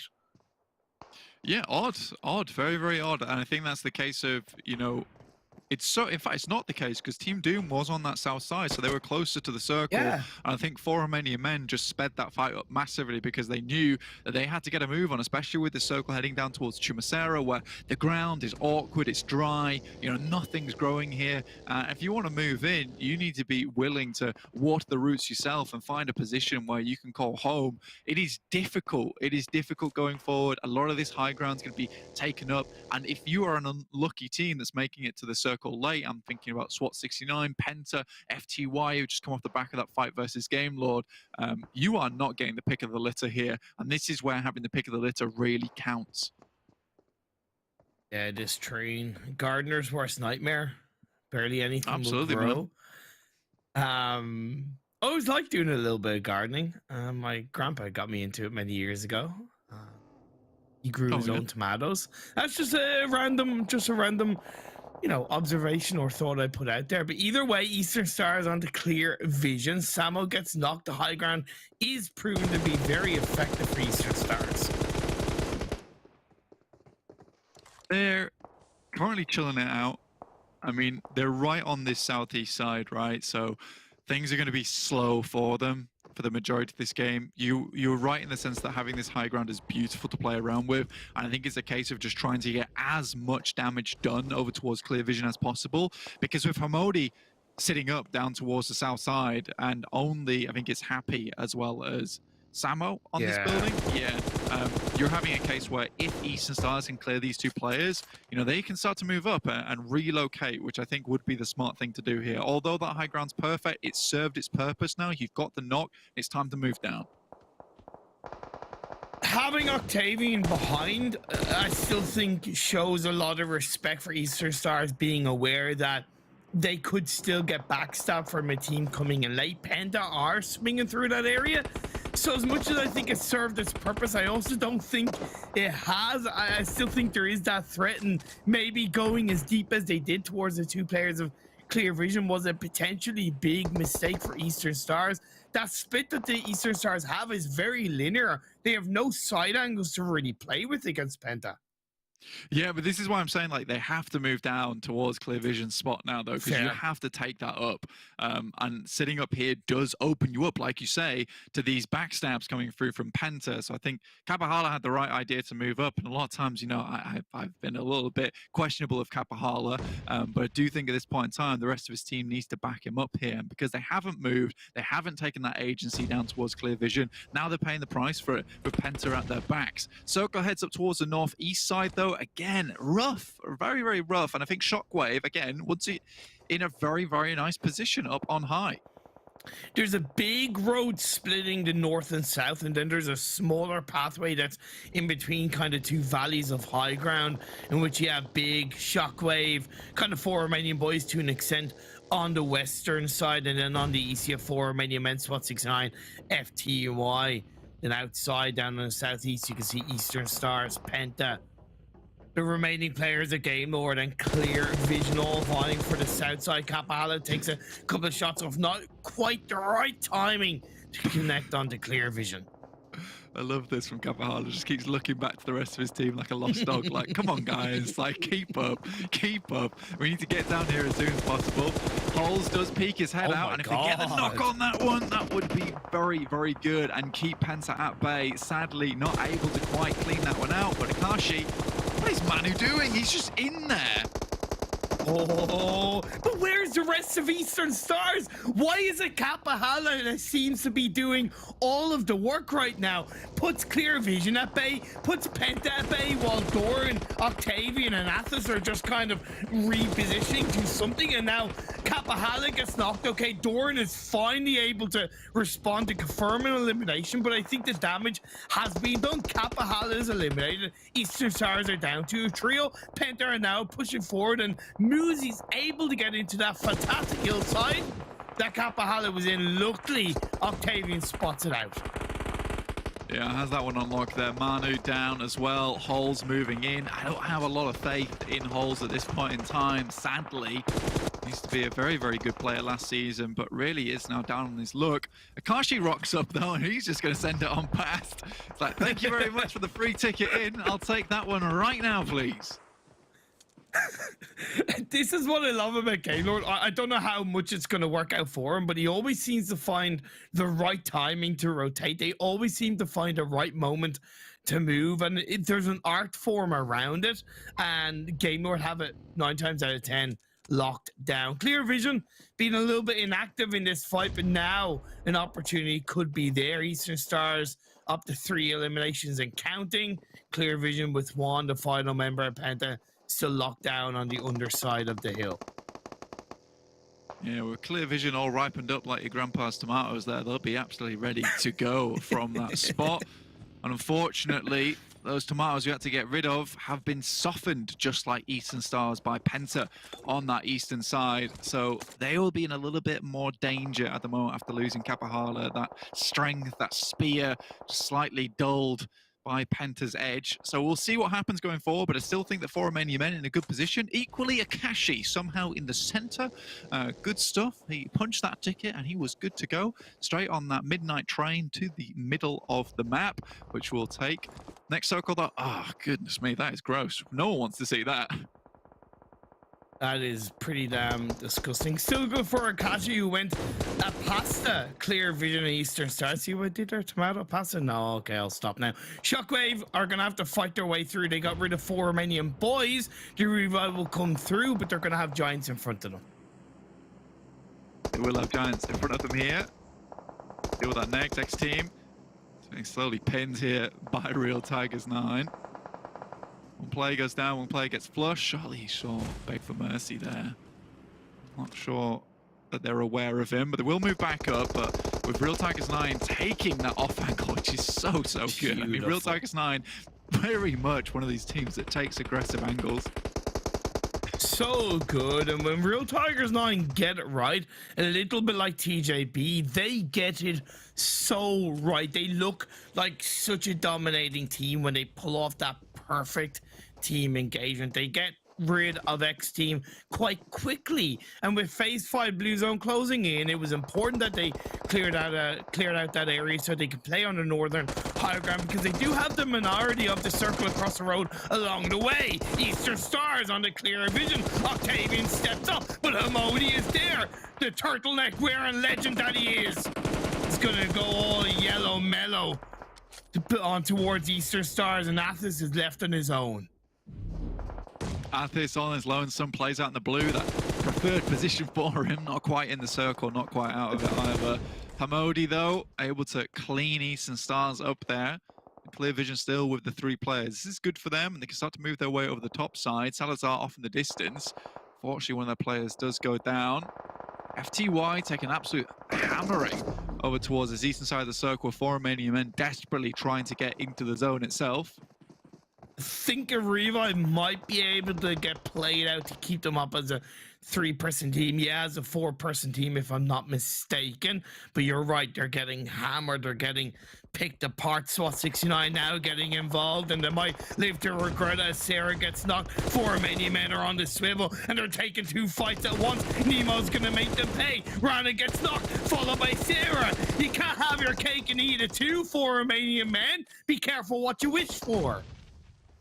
Dewey now with the nade of the top side. I think playing on that edge is so dangerous, and I think it was realistically the only thing they could do here, because moving up the hay bales equally as dangerous, if not more so. But he does make the dash, and Dewey just about gets behind. SWAT 69 punished for their early entrance too, with Giants now tossing nades over the top, with all 4 players still up and running. Goodness me, what is this circle doing? Heads up towards that northwest side. No one's really happy about this over the Real Tigers 9, who have taken an aggressive position on that northern hill.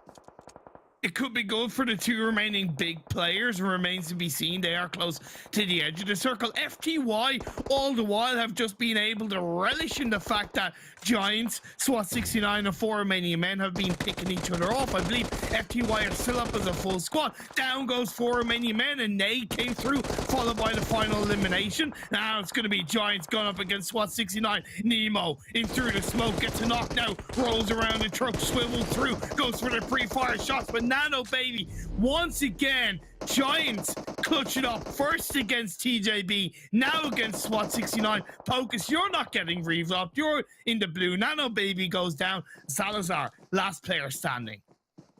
Yeah, managed to switch his way around onto the hillside back there. I think Nemo forgot why Giants were behind that truck in the first place as he stands up and gets slammed from behind. Salazar should be next here with Shinyo, the absolute Shinigami of FTY, taking some dirty shots up the hill there. Real Tigers 9 off in the distance, and even he's taking fights with them and hits some nasty shots up there. The bullets ringing true for them.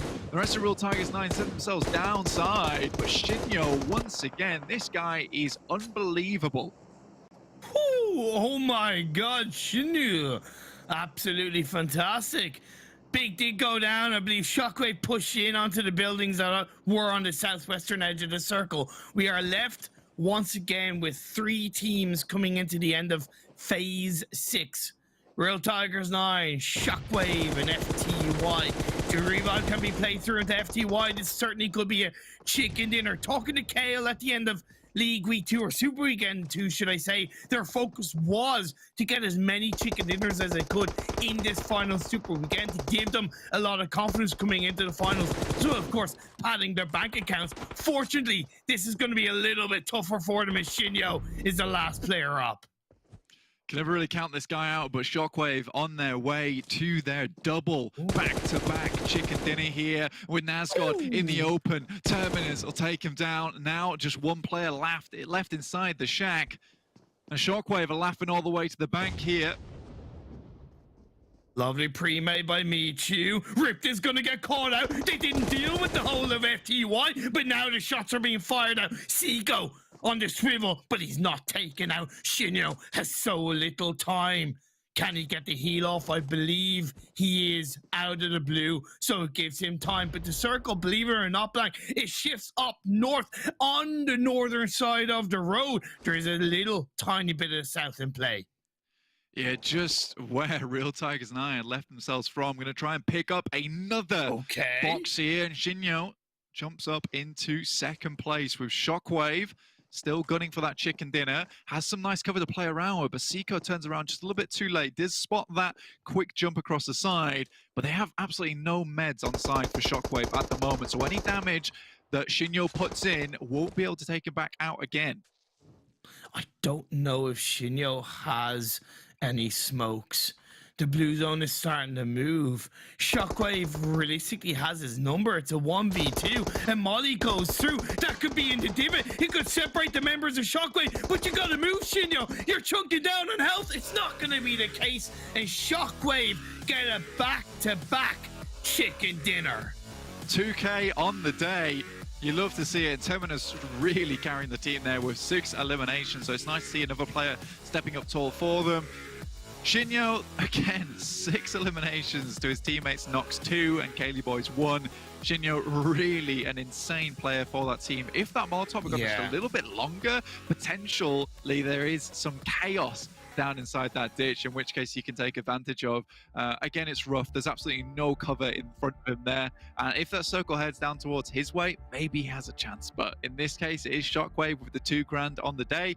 1,420 damage, almost 1,200 damage received, 10 eliminations. So they really had a rough time getting into this circle, but they made it in the end. And I really think that's a great sign of how Shockwave have improved. When you look at how they started, they were an extremely passive team that were just afraid to take fights and going for the center and hoping for the best. But I think they've learned to realize that, look, the only way we're really going to adapt and succeed is by getting dirty, getting down and dirty, taking these fights, learning to win these fights, and then of course learning to win the chicken dinners. I think for Real Tigers 9 here, there was I don't know what exactly happened on top of that cliffside, but I think they could have stayed up there for a lot longer. I think they were trying to think about that end game. The shack did look like a very, very promising opportunity for them, but I do think Shinyo just completely ruins their day. If they had the 3-man in that shack, potentially they're able to control it a lot better. But unfortunately, it's just Shinyo with some absolute nutty shots up towards the hillside. Well, just like waiting for a bus, you're waiting ages to get one, and then 2 comes at once. That's Shockwave with a back-to-back chicken dinner in day 2 of the Super Weekend. Let's send it back. Let's send it to a break, and then back to the desk.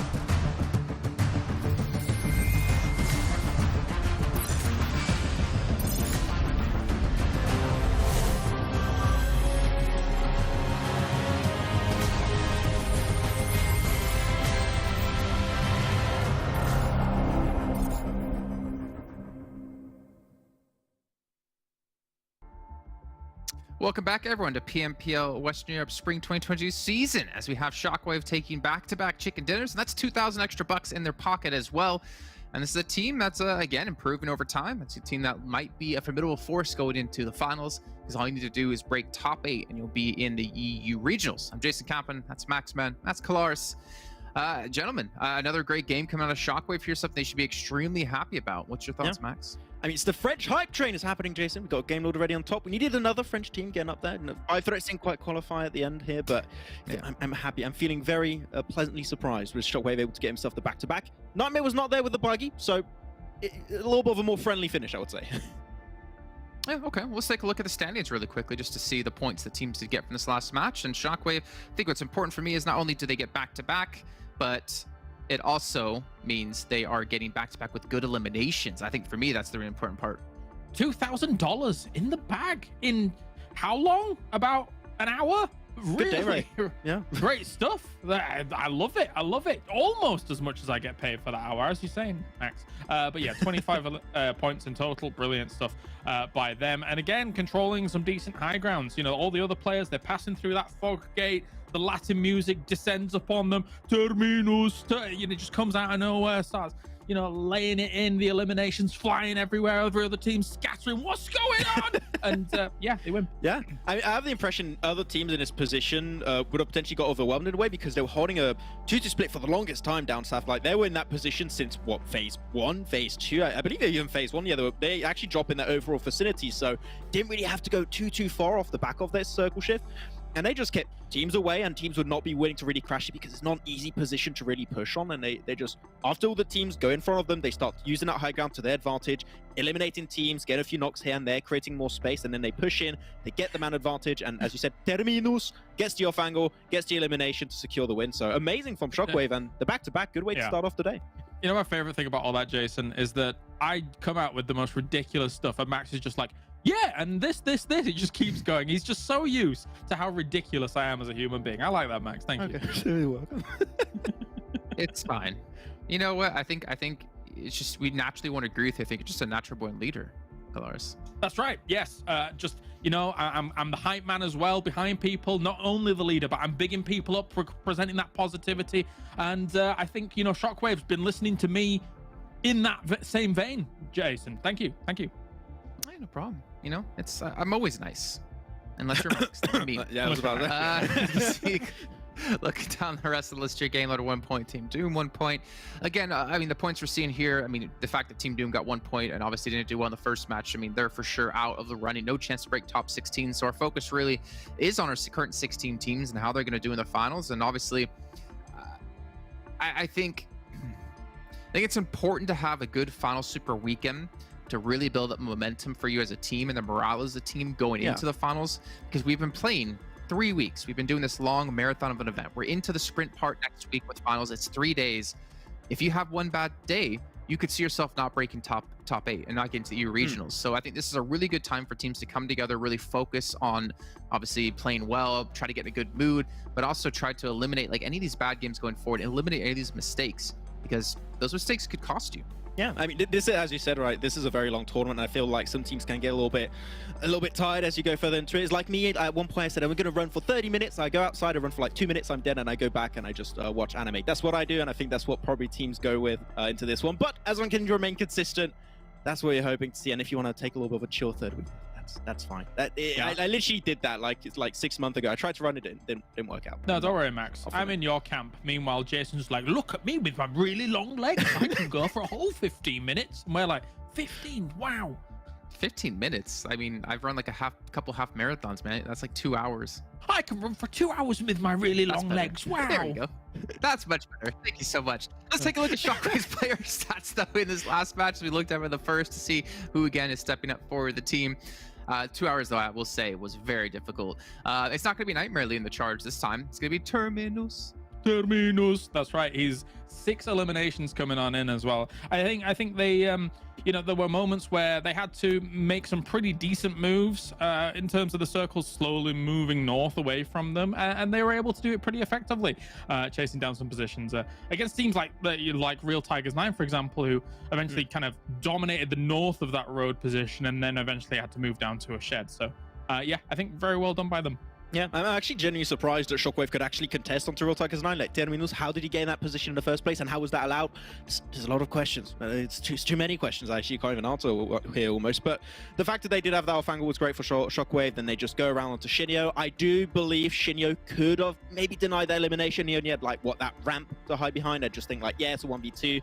They have a really good position to take the shots, so just maybe deny it. But you know what? Shockwave feeling good about that. That's an extra elimination to their tally, so feeling good overall. And this is a lot closer to the Shockwave we saw, as you mentioned at the start of the show, also, Kalash. This is a lot closer to the Shockwave we initially saw in League Play 1, right in the first week of this tournament, and I just want to see more of it. Yeah, it kind of lives up to the name, right?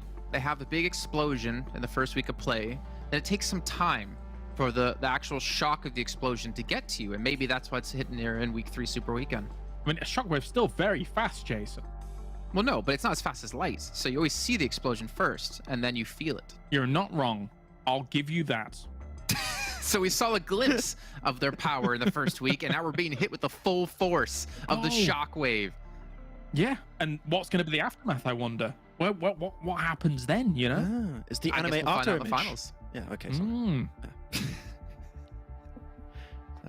Oh, Max. Oh, Max. All right. Well, you know what? Let's move on from them. Let's talk about another team. Another team that we can try to extrapolate their meaning, though we've tried throughout the entire season. Real Tigers 9, UK. We're not seeing 9 Tigers. We're seeing 4 Lions, but we are seeing a team that will make it into the finals either way. Yeah. Actually, a little bit intrigued to see how the team distribution of eliminations this is all Super Weekends, just to clarify really quickly. Oh, it's all Super Weekend. Is this all Super Weekend? This is cool. Very...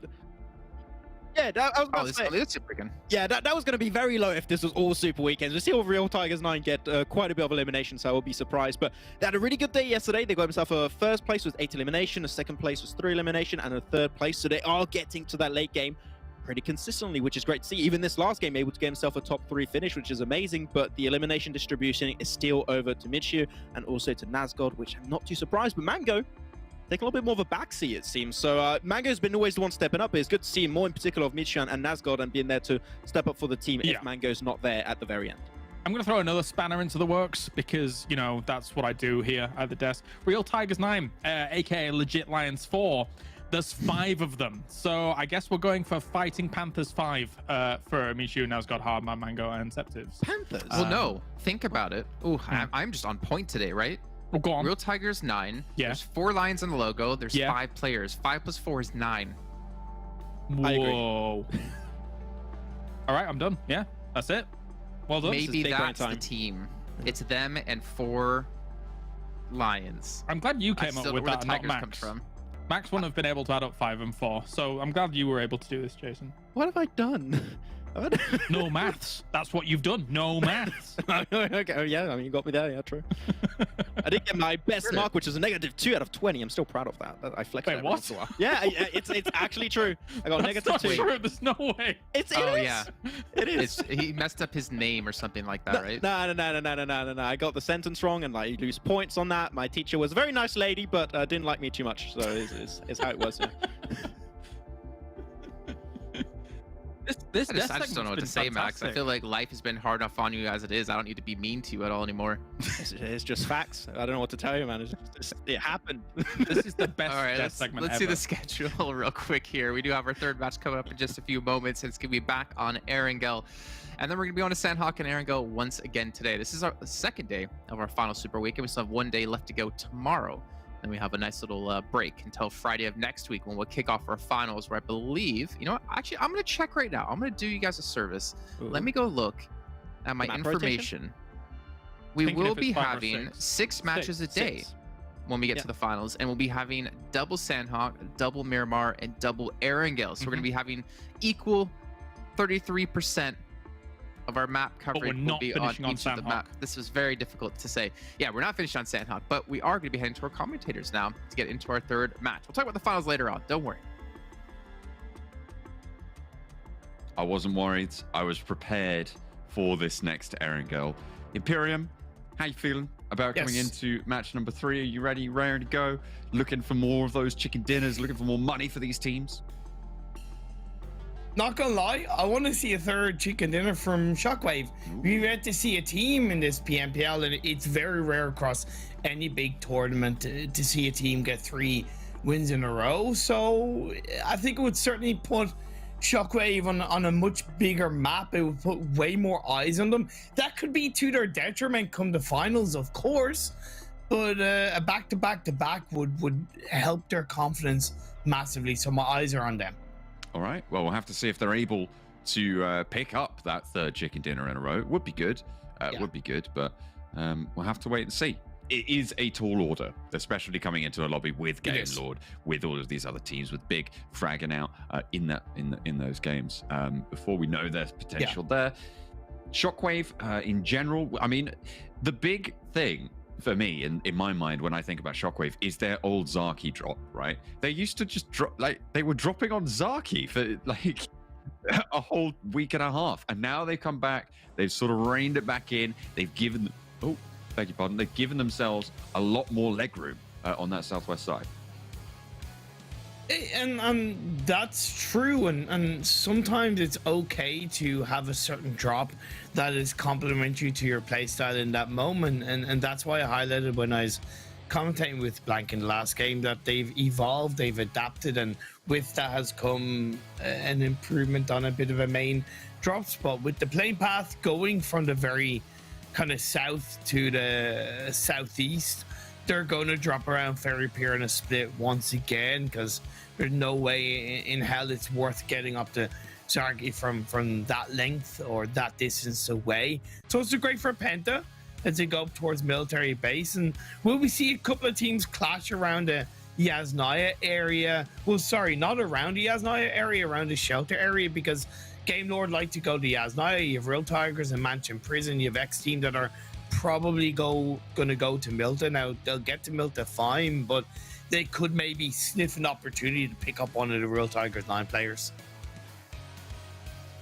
Teams, a lot of teams dropping around that center area of the map, around that Pachinki part and around the fields. They're going to be looking at a couple of vehicle hot drops. I imagine this is a very isolating plane path, right? TJB, yes. The fact that they're the only team that's gone out to that Georgia Pole side, I think that's going to play very, very well for them. A lot of those teams on the north side going to get caught up in little scuffles around those vehicles, around those driving wheels to be popped on the mini-map, and TJB might be left out of it. But the circle pops down south.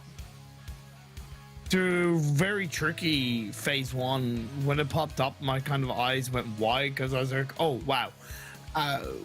There's so much variability in this phase 1. You can easily go towards Military Island. Of course, still with the majority of the mainland, I don't expect too many teams to go into Military Island, but the best part, if you want to kind of have both the mainland and the Military Island covered, is that coastline of the mainland, that FTY go for a bit of a split drop around that area.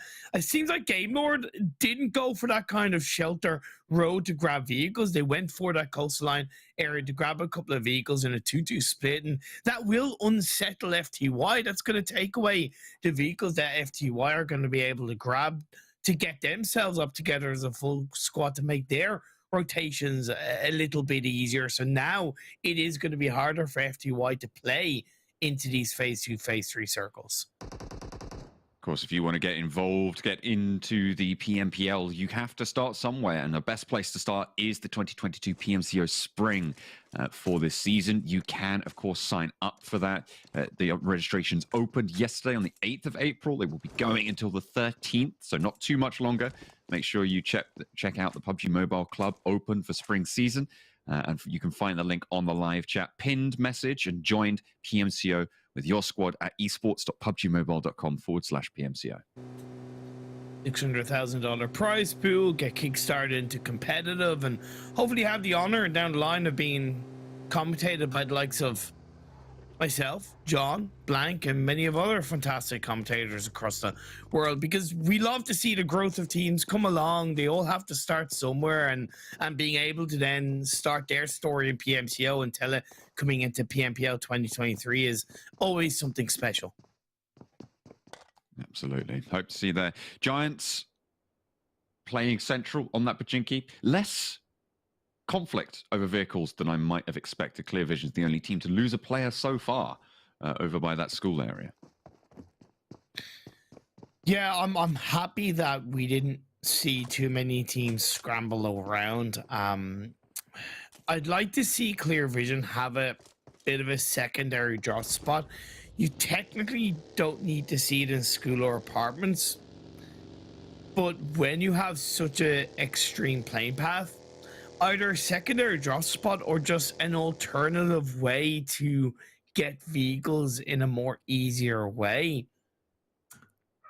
Knowing that there's a lot of VOD review being done, I understand why Clear Vision maybe recognize that there's not really many areas left, right? The map is very well spread and covered by teams and drop areas. But if you really want to kind of look at it and really take a bit of insight, that western side is less likely to be occupied. Yes, TJB will drop there on a more southern plane path to get vehicles to move on up to George Paul, John, but that western area, if it's just one team as opposed to 3 or 4 in the form of Giants, Shockwave, and FTY, that is more than likely going to make it a little bit easier for you to grab a vehicle or two and either loot up or then move to school or apartments. So yeah, that we've seen Clear Visions get caught out before on a south plane path. I don't want to see it happen coming into the finals, basically. Clear Visions with work to do. Shockwave, trying to locate them on the map right now.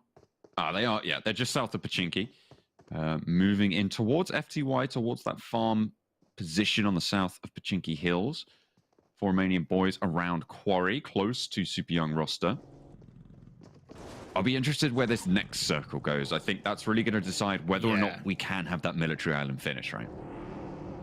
Definitely, of course. But you also don't want to put all your eggs in one basket for the most part. So that's why I highlighted the coastline and the mainland.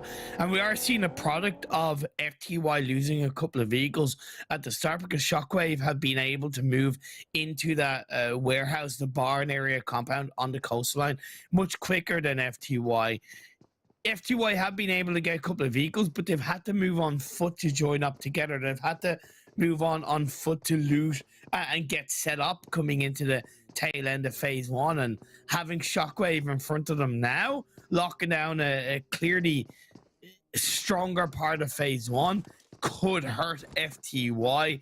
They will be able to grab information, and I hope they adapt to it. XTEAM in Milta, they'll be able to hold down that Eastern Bridge and the likes of Eastern Stars, Real Tigers 9, wait for phase 2 to pop up, make sure that they have themselves set up for an absolutely extremely quick rotation over that Eastern Bridge, or at least hold on to that mainland position and stop teams from pushing in. Maybe for Super Young roster, a bit of a rotation could be set up around the Ferry Pier Primorsk area, John, should phase 2 shift down south to Military Island. Could potentially be there. I mean, obviously no team's really contesting for that spot right now. And they might be okay to get away with it. In the meantime, Eastern Stars leaving from that Milta-Pound position, starting to gather up those vehicles from the surrounding areas, picking up the final pieces of loot that they can find. Grabbing all the ammo, all the attachments that they're going to need on board for the coming minutes. For the rest of the game, X-Team holding around the mouth of the Eastern Bridge right now, just a little bit further ahead of them. For Romanian Men, they are on those southwest Pachinki Hills where we saw that finish. Well, it wasn't that game, was it? It was a couple of games ago. Game 1, as far as I know. That's the one. The previous Erangel. Yeah, that would make sense.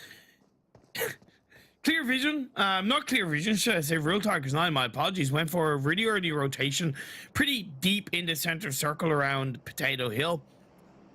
Good, quick rotation, not exactly fully happy with where they've gone, because I think it's a bit too deep in the center and it's a bit too deep down south when you look at the plane path. They didn't need to go there. Let's see if it'll work out for them. They are rotating as a unit. You have Shockwave, Clear Vision, FTY. The center part of phase 1, as we get into phase 2, is becoming extremely clustered, John. Next circle just about to pop. No military island circle here. Gatka Fields, yet again, is where we will be heading up towards for Romanian Boys. I feel like they're about to divert and reposition and reconsider where they were going. You can see there was one loop around there, but looks like they managed to find themselves a compound on that southeast side of those Gatka Fields, southeast of the Chopsticks. In the meantime, TJB split across half the map. You'll love to see it. It's just TJB doing TJB things, right? They will want to be aware of the fact that teams will most likely try to rotate around this northwestern western side of the circle. I'm primarily looking at Team Big and even Game Lord to an extent, because again, if you've done your VOD review and you put 2 and 2 together between who drops on the western side of the map and what we had between the plane path and phase 1 circle, that western side is going to be less clustered, easier to rotate into. Good shots from FTY. Knocks onto XTEAM, gatekeeping them on that eastern edge of the circle. That's really positive to see. FTY nearly got a chicken dinner in the previous game. Can they set themselves up to get a win in this game 3? XTEAM with Zombie down, wanting to look for the res, but laid on the open fields, it's not that easy. Dropping some smokes to maybe give them some cover. Zodox falling back under the watchful eyes of teammates for FTY. This is not an easy approach for the res for XTEAM. I wouldn't blame them for maybe even just fully disengaging it, unless they want to take this fight. And of course, XTEAM, the team that we said we haven't really seen that much from. Yeah, no real identity, whereas FTY, I think, have given themselves a big identity coming into this PMPL. Very first time they've competed in this professional level of PMPL, and they've made a name for themselves as being an aggressive team, a forward-thinking team. A tiny bit lackluster at times, but then they cleaned up the ability of closing out games to start getting chicken dinner start the PMPL. Clear Visions, losing Mori, down to 2 now. Super young roster, forcing their way in from that southwestern edge. Tam Tam in the shack, gonna heal on up and should be okay. There's a vehicle out there. You don't want to stay in there for too long if teams are going to be moving into the positions to the south, on those ridge lines, on those hillsides in the trees. And of course, those hills to the southwest of Pachinki starting to gain tenants. Oh, wow. Eastern Stars, FTY, XTEAM, very close.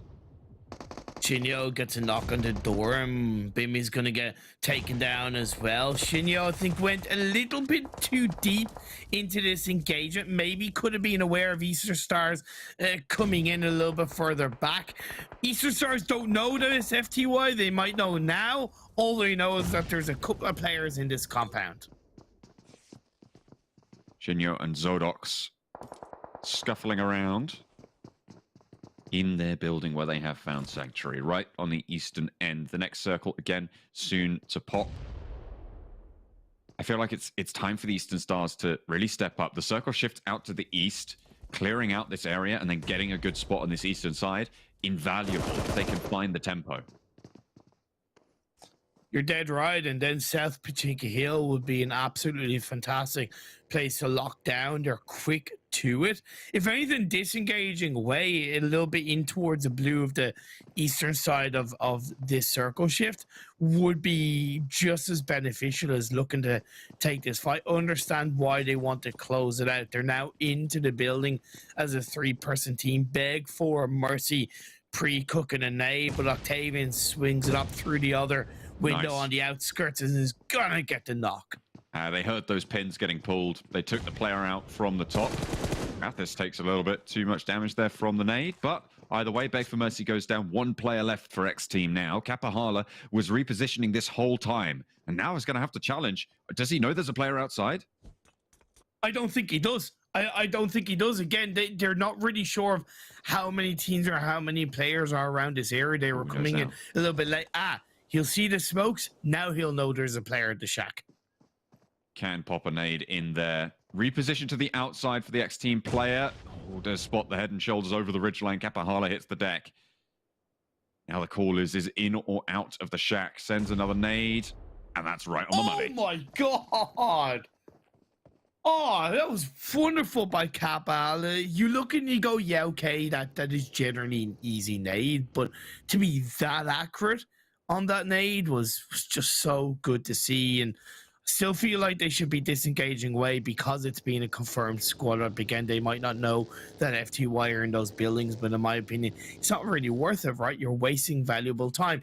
Positions of other teams coming into this phase 3, big disengage away from the northern side of the previous circle and now swing in through the northeast. Headshot Hills as Real Tigers 9, Game Lord, big, and I believe another team as well, but it's getting very flustered on that northern edge. I mean, Giants are still in Pachinki main, right? So they are waiting on the south side of that engagement up the top.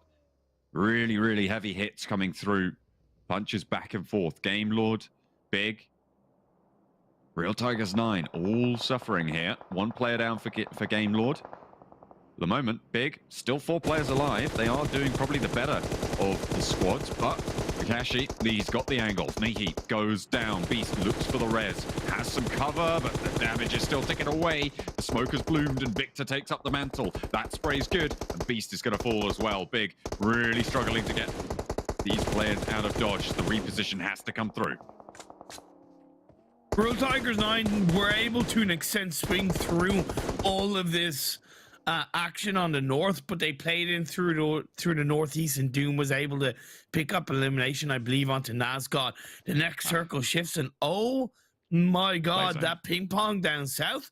Swat 69 couldn't ask for a better circle shift. Big, I don't know if they could even possibly res in those circles. It just isn't enough time. Game Lord make that breakaway across. And Big might have just scuppered themselves.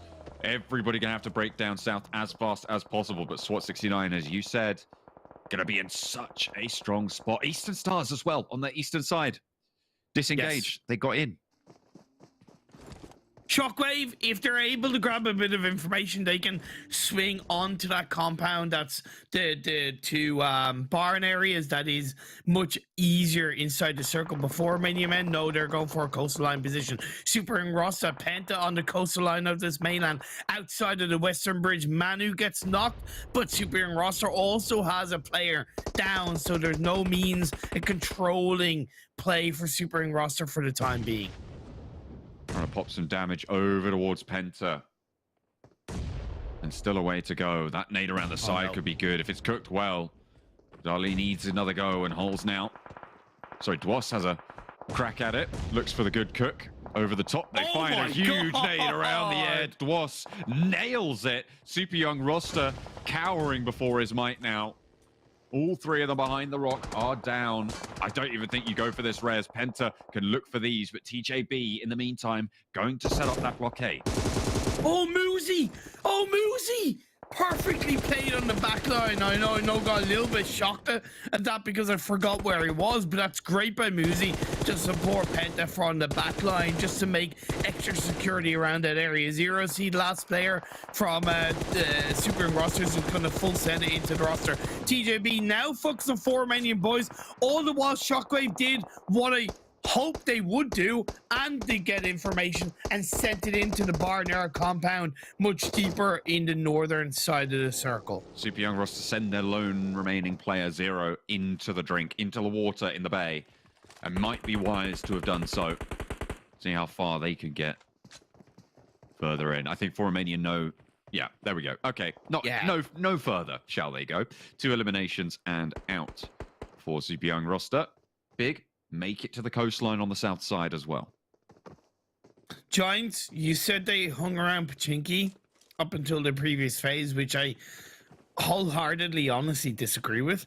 And it's something that Blank has talked about, something I've talked about. I just think their timing of rotations from Pachinki just isn't right at the moment. And even though they're going to be able to make it into the northern edge of the circle, it's down the hill. They're going to have to drive in. They're coming in late. but not even so late it's going to work. It's late to the point where all the other teams around them are already settled up, and they're going to be able to get focused on the rotation. To an extent, similar with Penta, just wrong timings, guys, on your rotations. Penta getting cut down on a difficult choice. Muzi into the water as well. 2 players from Penta make it. For Romanian Men will be aware of their position, finding Muzi. For Romanian Men are picking up the players trying to swim it out really quite effectively. I wouldn't be too surprised if they're going to get a whole heap of points from this. Giant on the coastline, close.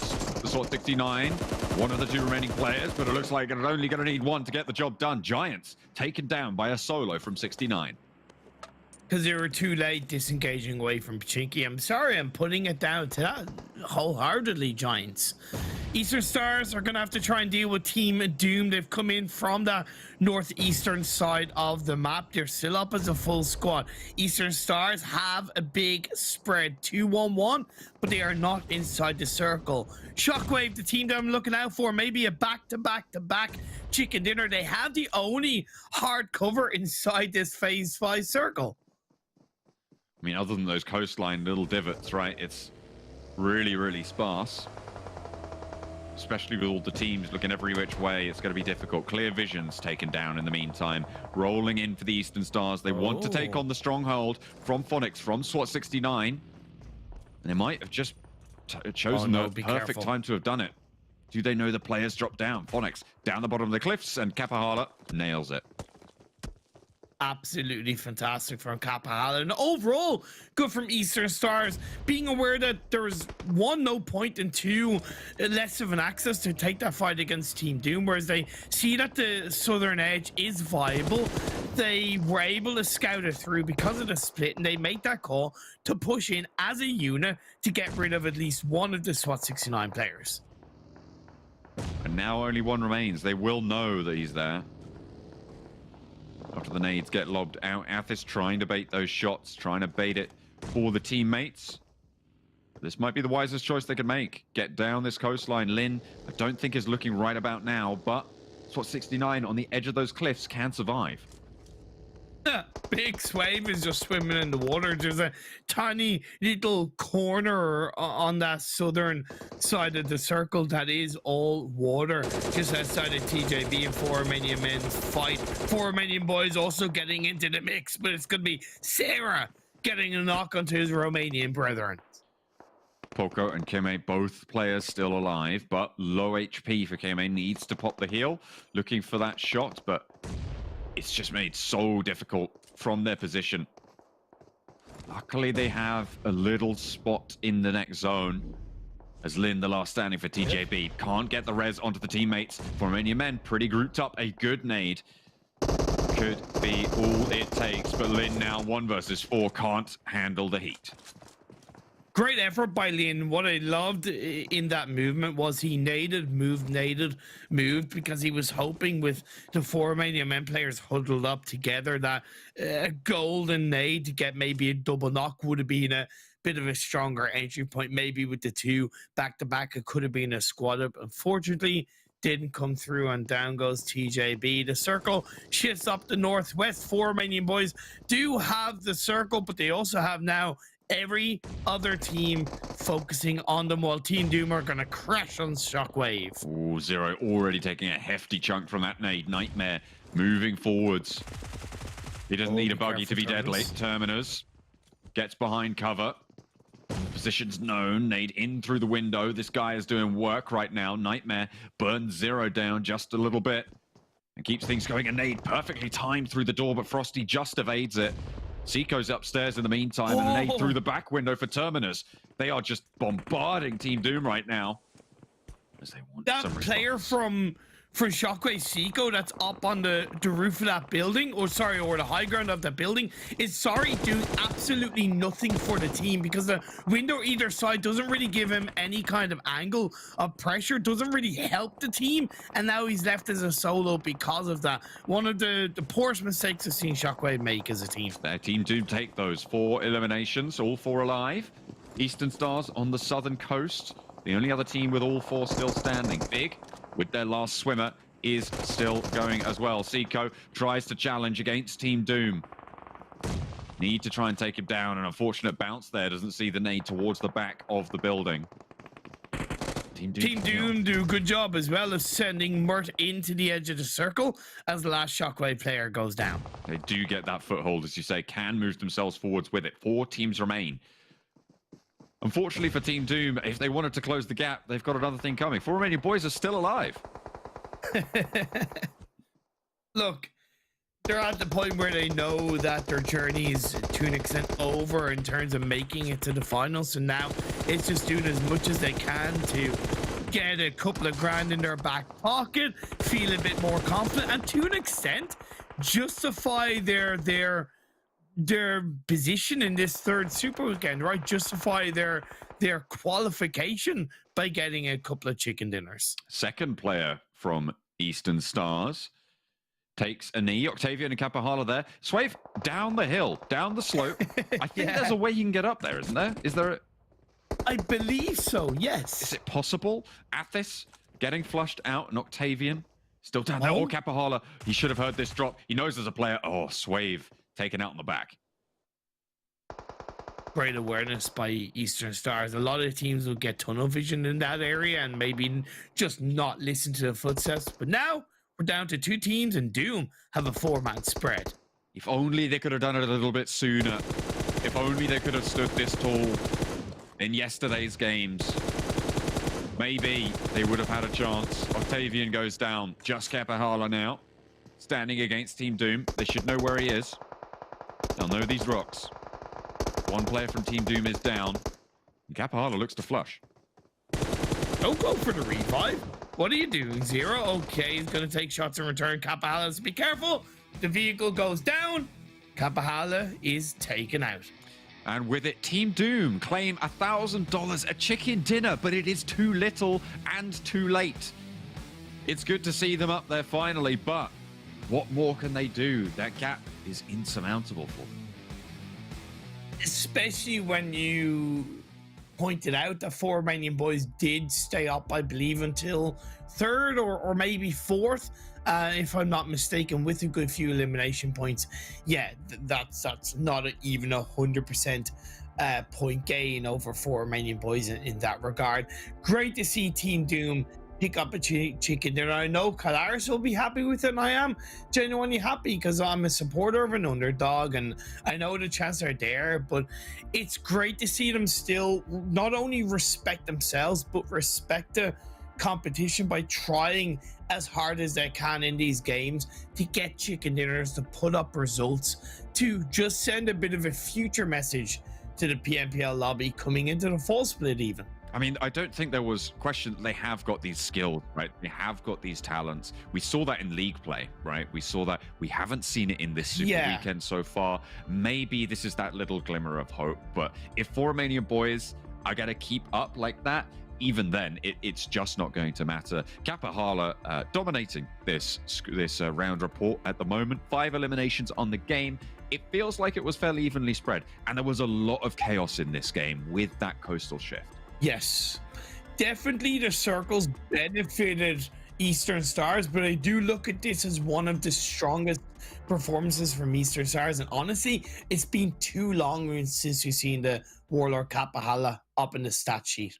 Absolutely. Well, hopefully we'll see him there again. But Team Doom get something for getting into the Super Weekend. They get $1,000 and a chicken dinner. Finally, they can breathe a sigh of relief. It's not for nothing.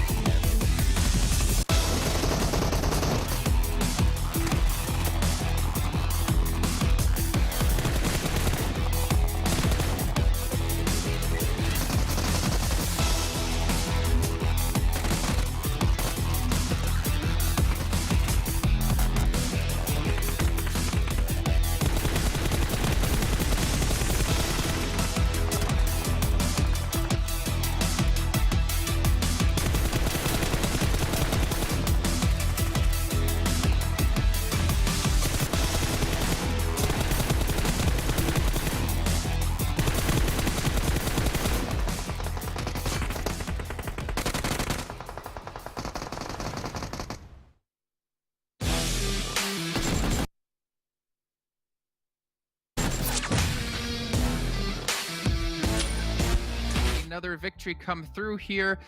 This time, for a first time for Team Doom in a Super Weekend. So maybe Super Week or the finals is out of reach, but you know what? Not money. They get themselves $1,000. Most importantly, redeem themselves a little bit on top of that. Okay. Either of you want to talk? Yes. Okay. It is. No, $1,000 exactly. That's what we said, right? Can use this experience to try and get yourself some wins, get an extra $1,000 on top of it, and prepare for hopefully Team Doom making it into the next season. I really think that they could have the chops in the future to maybe push themselves into more Super Weekends to qualify. So this is great. They're going to look back on this and say, what do we do right?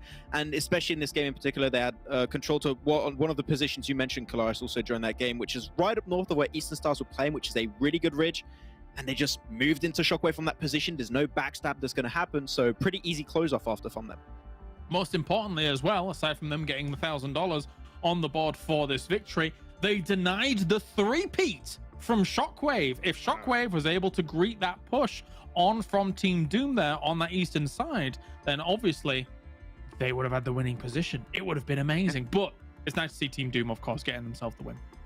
Yeah, let's take a look at the match standings and see how many points they got. I think it was 10 Lins, if I'm not mistaken. Able to do some decent work here. 25 points. You know, that's actually more in one match than they've been able to get throughout the first day, which is obviously fantastic to see. But it's a little bit sad because we see these glimpses of like hope and these glimpses of like, yeah, they could like legitimately be in the Super or in the finals, but they're just not consistent enough to make that happen. Yeah, if they would have got these type of results yesterday, maybe not one game, like I'm speaking like 2, 3, 4 games, they could have closed that gap with Romanian Boys. But the main issue is the Romanian Boys. Yesterday, they kept getting these type of games right here, right? 12 points, 9 points, 10 points every single time, and it just makes the gap so damn hard to close for Team Doom.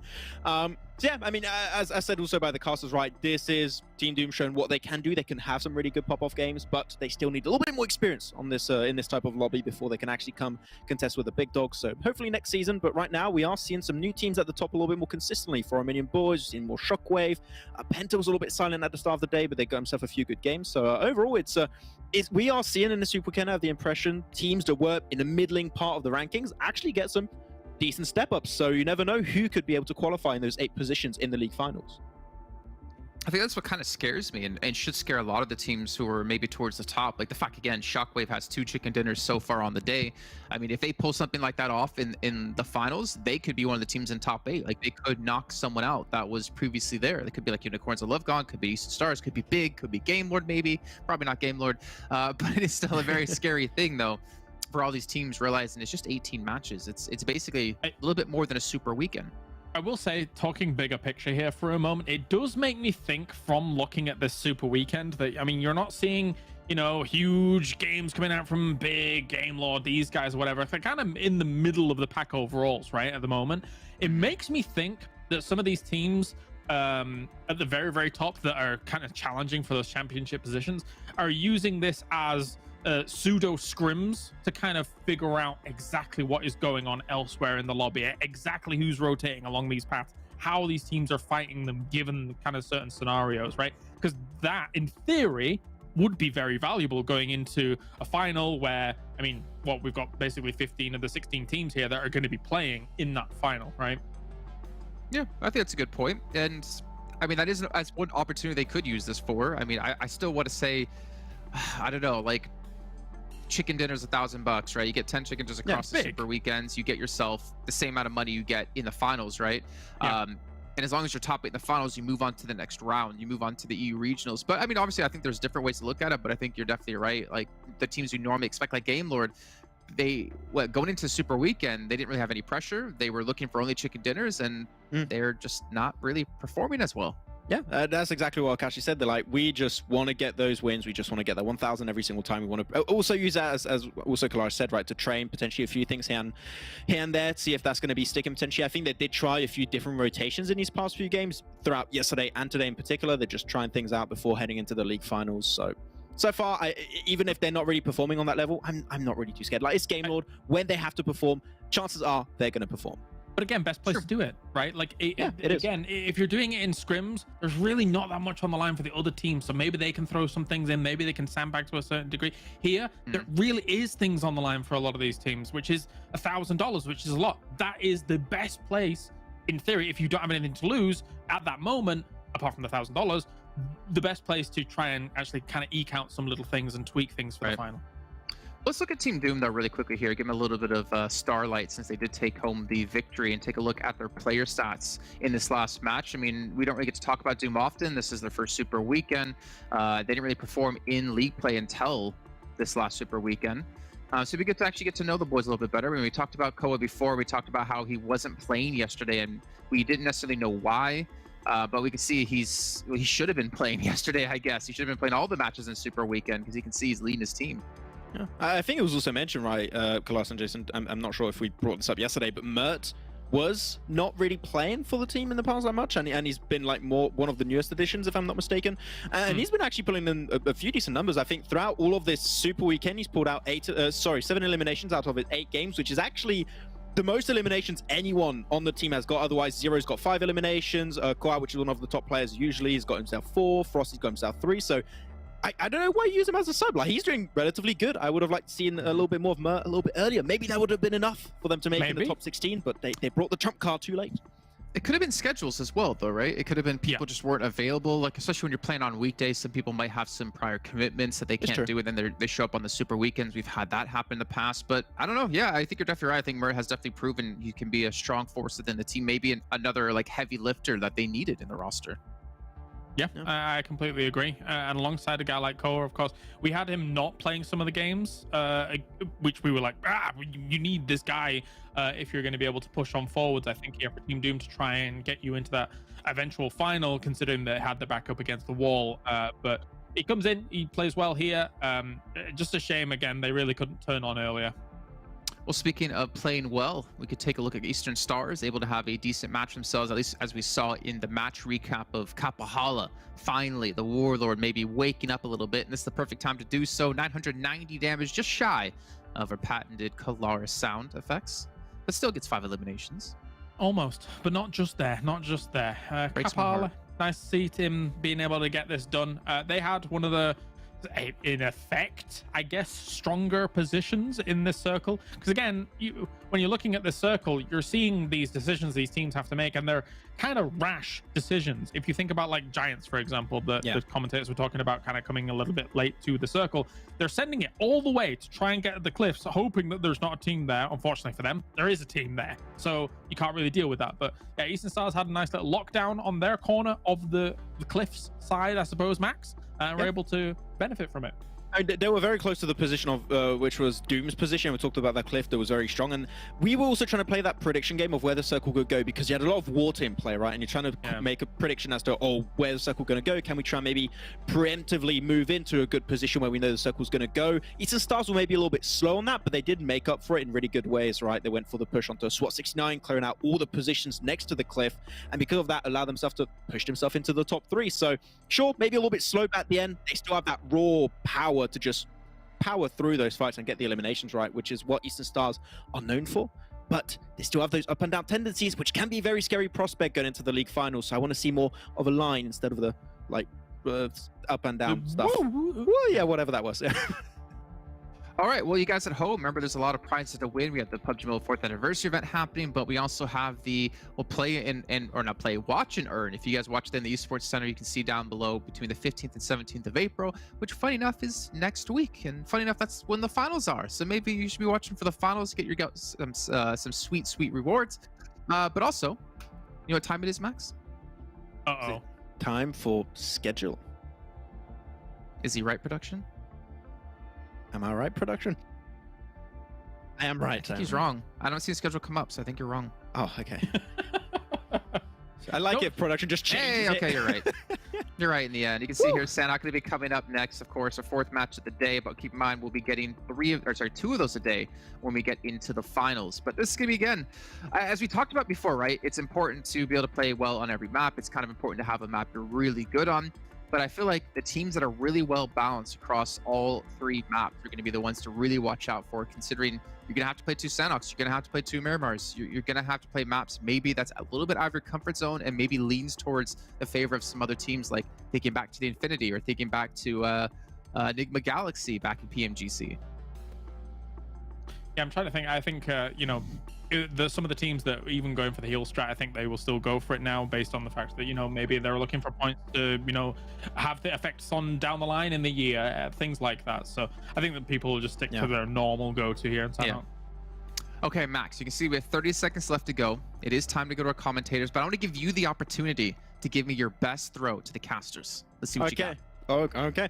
Jason, thank you very much for the analysis, but we got to send it right back to the casters for our 4th game of the day. Casters, take it away. I didn't analyze, though. You did. Jason, you can't have it all, mate. You can't make Max do your job and then expect to just be able to do what you like. You've got to figure it out, man. What's going on? Yeah, I mean, it's just rude, really. I did like how tryhard Max got on that throw as well. Like, didn't really want to go for anything too extraordinary, too extravagant. Just went for the same old classic. And, you know, I respect that, Max. You can't do anything wrong if you just do it by the books. That's exactly how we like it. Though nothing will be by the books here on Sanhok, as we always know. Everyone's tossing all those books out the window, getting them burnt on the bonfire. That's absolutely fine. We don't need them. What you do need is a bonfire to keep you warm in the darkest moments, coldest moments when it comes to Sanhok, even though it is quite humid over here. I feel like lighting up a bonfire as well just gives you location away. All that smoke, you know, bad for the environment, bad for the. What if you want that? Ooh, now there's a thing. Don't give me that look. Don't give me that look. Oh, that's creepy actually. I'm not a big fan of what just happened there, but it is what it is. This is the PMPL WEU, where we do creepy things and we follow Max Man on his suit. Yeah, we're getting to game very, very shortly over on Sanhok. Why are you looking at me like that? Well, look, you say we, but not we. You do creepy things, or you did creepy thing just then. And How I didn't dare like you? it. Had a bad time. Why wouldn't you join me on this crusade for creepy? Look, I just don't want to. Is the answer to that question? I don't. I just. Okay. It's just not something that I envisage myself doing of a Saturday. I can see yourself doing that. I'm sorry. Oh. I apologize. This wounds me. The playing path here doesn't matter. I'm just going to outright say that. The playing path does not matter here on Sanhok. Everyone can get exactly where they need to go. It might just be some early looting for some teams. TJB can get down towards that southwest coast nice and early, and Circle should be popping on your screens very, very soon. Gamelord obviously heading up towards the northern side of the map, where they can pretty much just hang out there without too many problems for any other teams. And this Circle does favor TJB XTEAM super roster massively. For Romanian Men taking a huge split, in fact, on both sides of Painan, but not quite in Painan, despite it being completely open. Yeah, I mean, generally, it's Unicorns of Love who drop in Painan, right? Or am I misremembering that?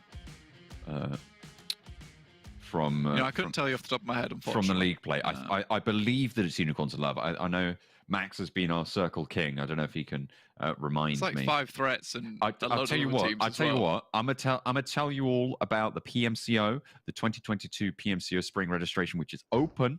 It will close on April 13th, so make sure you do get on in there. Of course, you can register for the spring season, and it is now open. Find the link in the live chat pinned message and join PMCO with your squad at esports.pubgmobile.com/PMCO. And hopefully, I'm going to look at the chat and see if Max has given me any update on what was going on. He hasn't.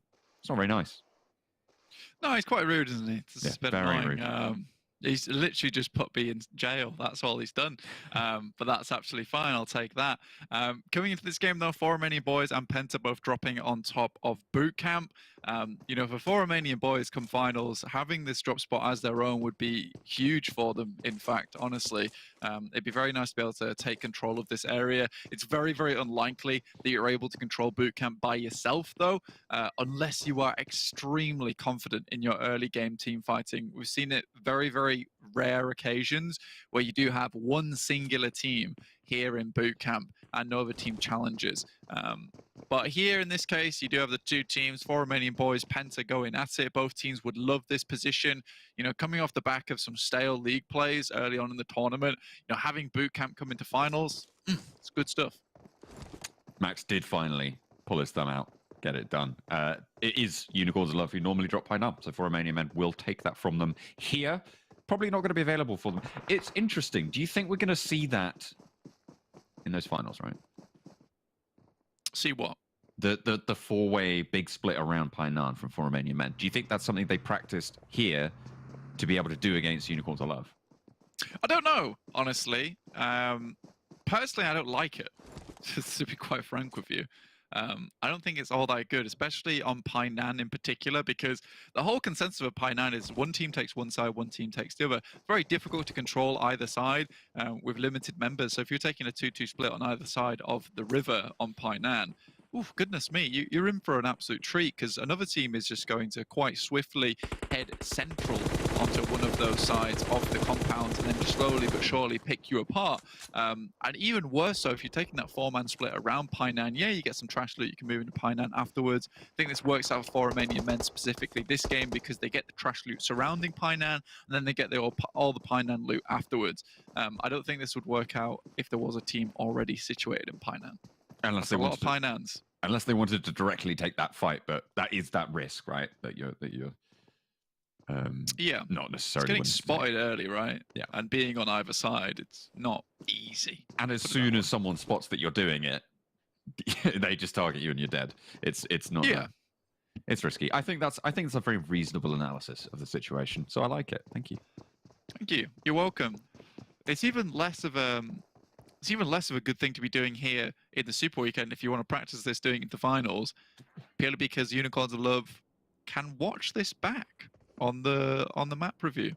That's right. So it's going to be exposed now, and they'll be aware of it, which makes picking off singular members even easier. So I think this is a one-off thing. There's my concise analysis for this singular play, which I don't think we'll see in the finals. We're never going to see this again, Blank. Oh dear. Do you think we'll see Unicorns of Love do it? Maybe there's a thing. Okay, you've gone too far now. That's too many steps. Too many steps. You're up in the ante, right? I'm not a world champion chess player. I do not think 23 steps ahead. I have what's in front of me right here, right now. Hikaru is crying right now. I'm sorry, Hikaru. I look, at least I will never get checkmated in 4, like the man himself. So, sorry. That's fine. Did you just flame? I didn't flame Hikaru. I flamed a student of times gone past. Wait. You talking about XQ? Did he teach XQC? Or was that? I don't remember. Anyway, this is chess. This is chess law. Was he XQC's coach? I don't know. And that was mate in 6, I think. Oh, bloody hell! You actually have? Yeah, I think it was SQC versus Moist Criticals. Moist. Or maybe. I've no idea. I can't remember. This is deep into chess law that we've gone on a massive. Yeah, we really have done. But yeah, it's all about thinking steps ahead, and that's what you have to do in PUBG Mobile a lot of times. It really is a game of chess on the rotations. Where do you want to go next? Is there going to be teams there? We need to figure that out. Is there going to be teams after that? We need to figure that out. So you really do need to be quite an intelligent player if you want to be a very, very good PUBG Mobile player. And I know that we look at GameLord and, you know, we see this team as pretty much at the moment, they're just going around brawling with people like the drunkard outside. But for a lot of their other games, you know, they were very, very sensible. They were the designated driver, and their rotations were clean and concise, and they set themselves up very nicely for the late game, which we'll see again in the finals, I'm sure. Last time around, Team Doom spoiled Shockwave's chances of taking that back-to-back-to-back, and this time around, Shockwave might have something to say about it. And nade back up to Mert, sees that forefront position a little bit weakened, but good knocks in response, slow things down. Just Seiko for Shockwave on this hillside. Yeah, Shockwave's not having a good time of it here. And Seago's trying to get at least one player back up on their feet to assist, but with one other player down and Team Doom only with Mert on the floor, which looks like it's getting rezzed up right now. I think Shockwave's chances here are not good. And that's a beautiful nade over the top as well, sending Seiko away, scampering down the hill to his other teammate in Terminus, but even he will get knocked on the way down and take a nasty slip on 0. Even after that, hits a nice shot over the top of the rock. So Shockwave just completely eliminated here on Sanhok. 2 for 2 on taking down Shockwave. Team Doom, I mean, they're doing all right. Real Tigers 9 now, right next to them, pretty close by. Still a hefty river split, so choosing the side of the river carefully is going to be all important. Absolutely. I think at this point in time, it's not really guaranteed exactly where this circle is going to hit, be it that south side or the north side. And again, like you say, like controlling this river is going to be extremely important. Penta most likely going to move west towards that confluence. I think that's an extremely strong position to play. It gives you a lot of options going forward. The unfortunate part here is that one of the major reasons it's so popular is because it does gives you easy access over towards that northwest island. I still think it's a good spot to hold if no one else is in it. However, it does become a lot better when you have all three islands in this one. Yeah, I mean, a lot of teams will be used to holding those sort of central crossing positions, right? Not a lot of teams are going to be used to holding the southern crossing positions, and I feel like you might be on the money with that, right? Like talking about how maybe those positions down south are going to be less hotly contested and be a bit of an open spot. I mean, you can see that XTEAM at the moment, near Camp Charlie on the south side, they're holding that southern bridge, which is going to be a very valuable crossing point for teams like FTY and Giants moving forwards if it goes down southwest. Absolutely, and I think the main thing here is XTEAM has to not crumple under the weight of these teams coming across, because that's been what's happening so far. And with this shift, now there is a lot of pressure upon them, a lot of responsibility to hold onto this crossing and really deny a lot of those teams on the eastern side, because if they can do that, they can gain massive control over the south side of this map. Tongjibao off on their split towards that western side, they have a slight inability to go for the heel strat here, just purely where the circle is. And they'll have to worry about Big as well as Super Young Roster coming down from the northwest. In the meantime, for Romanian Men trying to get some composure back on board. Dear me. For Romanian Men holding off SWAT69 on the ridgeline, trying to hold off this push. Doing well. Phonics last standing for SWAT69, but I think there were some shots coming through from Penta, potentially, from up the hill as well. Yeah, there you go. In the elimination feed there, Muzi did chime into that fight. So there is vision from Penta onto this. Indeed. I think Penta could cause some problems, especially from this northern side, like you said. And I think SWAT69 definitely need to be careful now with just Phonics on board. Hamodi goes up in smoke to the hands of Lin. But similarly, there will be a knock coming back on the Tongjibao, and they'll lose a player. I think at this point in time, it's just so difficult because I do like Tongjibao as a team, and I like the creative things they do, but they are just losing players left, right, and center. And that coordination between teammates, angles to be held between one another, it just feels very limited. And again, it's just that individualistic play style that doesn't really translate very well to PUBG Mobile. No, it doesn't seem to be having that big punch that they're looking for. I've had confirmation from Max that it was Moist Critical versus XQC. Just looping back a little bit, so thank you very much. It seems like Max is our fact checker today. He's going to have to check these facts. Super Young Roster popping shots in response towards TJB, getting that flush onto Langzy, taking out that position. Tam Tam does fall, but it's 2 versus 2 now. It's a 2 versus 2 currently. Super Young Roster trying to keep this one alive for themselves. With Lengex moving into the building with nade in hand. Not sure where he's going to toss this one. Puts the pin back in. Gonna go for a premature explosion on himself. That would be unfortunate. Certainly would be. Not what you want to see. No, not on daytime team. And this is this is the difference between TJB and most other teams. GK First completely split in a 2 versus 2. And I think for GK First, this is a real test for him now, right? Because he has been a loose cannon for Tongjibao. And at this point in time, I just think they need some backup from the boy. GK First just slowly maneuvering around these rocks to get into position. Super Young Roster have absolutely no idea. They're just cemented in this singular compound. In the meantime, you've got teams like Giants, Game Lord up towards the northeast side, holding down Quarry. Mango taking down some more players and Romanian Men who are very much down on their luck. There it goes through the window and bounces off, and it would have been on target as well.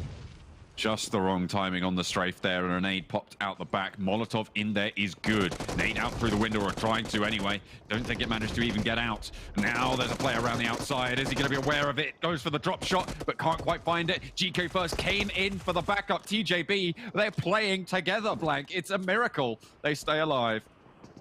Well, I'd say they were playing together in the last second, and GK First really had to get something going for his teammate. I think he threw a nice nade through the window there to support, but I think it's more one of those cases of it was a necessary moment to be taken. I do think that TJB just had such a strong position on this southwest coast. It's almost been squandered now by the sloppy fights they've been taking. I don't know. Again, I think all will be revealed in finals, and I'm so excited to get to finals to see exactly how all these teams will play. But right now, I'm still not having that vote of confidence coming through from TJB. Losing those kind of fights is not good. XTEAM, though, we mentioned this earlier on about holding that southeast crossing, and looks like it's come to bear here, John. Yeah, they are going to be able to get some good shots onto FTY, but they do let them through for the most part, right? They do allow 3 players from FTY to get through on that cross, which probably not ideal. Game Lord got across a little bit further north, and now they're in direct conflict. Kashi gets the better end of the deal against the FTY push. And so FTY are down to 2. Game Lord make that crossing in the middle. They use that smaller bridge down the middle that really isn't used too much outside of a lot earlier of rotation. SWAT 69 taken down finally. Took a while to get it done, but yeah, eventually it is here. Looking at this one, though, Kelly Boy going down. I just want to quickly touch back in, considering, and I don't want to curse them here, but considering Team Doom's currently at 5 eliminations already, and 4 Romanian Boys have been kind of down on their luck, 115 points. I'm not saying it's possible. Not saying it's possible, but currently Team Doom's at 39 points after that previous chicken dinner. There is still 1 extra game to go today, as we will round things off. But, you know, they can get 40 points in the next 2 games, and 4 Romanian Boys don't get anything. There might be a chase. There might be a chase. Yeah, let's wait for it, though. That's true. That's true. I think the boundary that I'm looking at is if they can get to a 50-point margin between the teams. That's when I'm like, all right, if it's 40 points, that's when I'm like, ooh. 30 points, and I'm like, And then anything beyond that, I don't think I can make that sort of noise live on air. Clear Visions taking a 1-versus-1 knock right now on the assault against Team Doom. Sanhok making his way up, but just gets sprayed down by Frosty. A little bit late maybe on that spray, but Clear Vision's forwards position getting completely compromised here. Not really going to be able to go for these reses. Frosty spraying out into the smoke. Yeah, Team Doom is extremely happy here on the northern side. They can control this, then they can control down towards the south.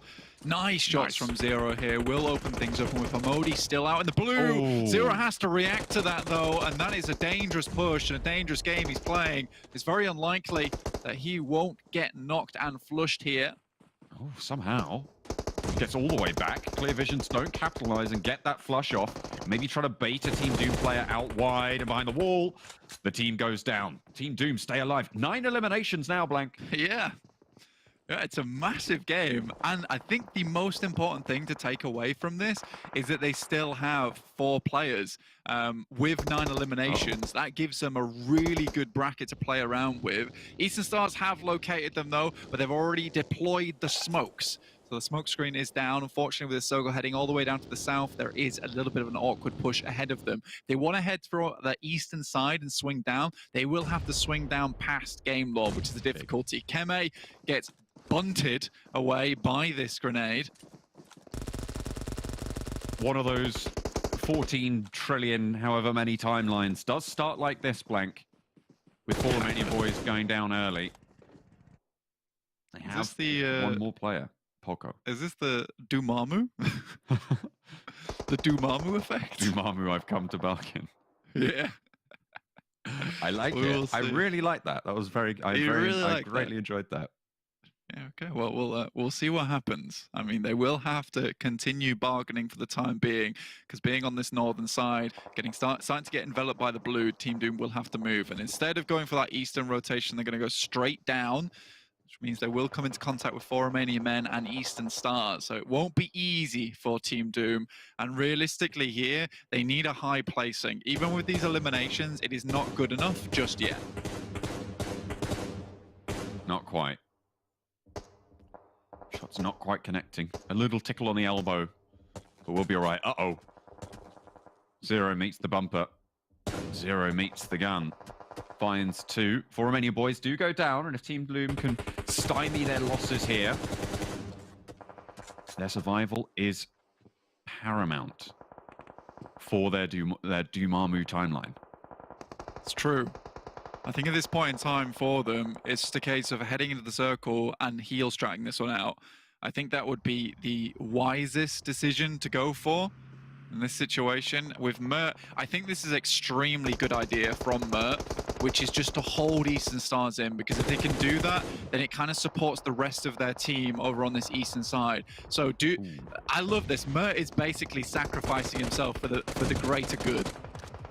For the greater good indeed, and see what he can do from outside. Will get finally spotted, but the Eastern Stars have been slowed. It is just Octavian. I didn't quite catch how many first aids he had there. I wouldn't be too surprised to see the duo from Team Doom go a little bit further in as 4 Romanian Men pick up Mert. Yeah, I'm unsure what Frosty's doing. You guys can't see it on your screen, but we can see it over on our map screen, is that Frosty's actually currently outside in the blue with Koa just hovering right on the side. So I'm a little bit unsure if they're starting the heel strat a little bit too early for my liking. Already down to 11 teams, but I don't think that's quite enough just yet. Game Lord, very close to Real Tigers 9 UK right now, but they haven't sent any nades of their own back in response. Akashi catches one in the catcher's mitt. Amichiu finally does go down, and a second to boot with sprays coming in. Real Tigers 9 pushing over the top of the hill, though, is going to be very difficult to slow down. Victor in a 1 versus 2 finds the first, needs to get away from the blue zone. The spray from Hardman not connecting, but finally able to get the job done. Victor falls and Game Lord with it. Real Tigers 9 took some heavy hurt there. Koa Boy, in the meantime, sent it right down towards 4 Romanian Men's compound, and Frosty still continues with his heal off, which I believe is a little bit too early on the pull there. So I'll have to see how far he can go. You know, depending on how many meds he has still in the pocket, he can go quite far. And already down to 7 teams remaining, this is extremely good for them. Eastern Stars next to fall. 4 Romanian Men, Giants really on a lifeline too. 4 Romanian Men with 1 player out the blue. Rana, maybe look at a heal. GK first, goes down on the southwest. TJB, the heal strat gods themselves, going low. Koa does finally get eliminated, but still Frosty heals. 7 teams remain, and I think 3 of them could drop very quickly. Yeah, that is the scary thing. Big, though, on the most chaotic map, currently have 4 players, which to me is very, very strange. Rana starting to make his way back to the rest of his team, but 4 Romanian Men currently remain as a duo within the circle itself. Hardman starts to make his way down. That's 4 Romanian Men, one of their players hitting the deck. With Rana out in the blue, it's only Redox. Rana gets spotted. Redox is still in, trying to take on Real Tigers 9 right now. They need to be careful. 7 teams still remain, but at the end of this fight, it's going to be 1 less. 6 will make it, and 4 Romanian Men will be one of those 6. Yeah, but with only 1 player left up on the feet, and certainly they will have heard the shooting from that side.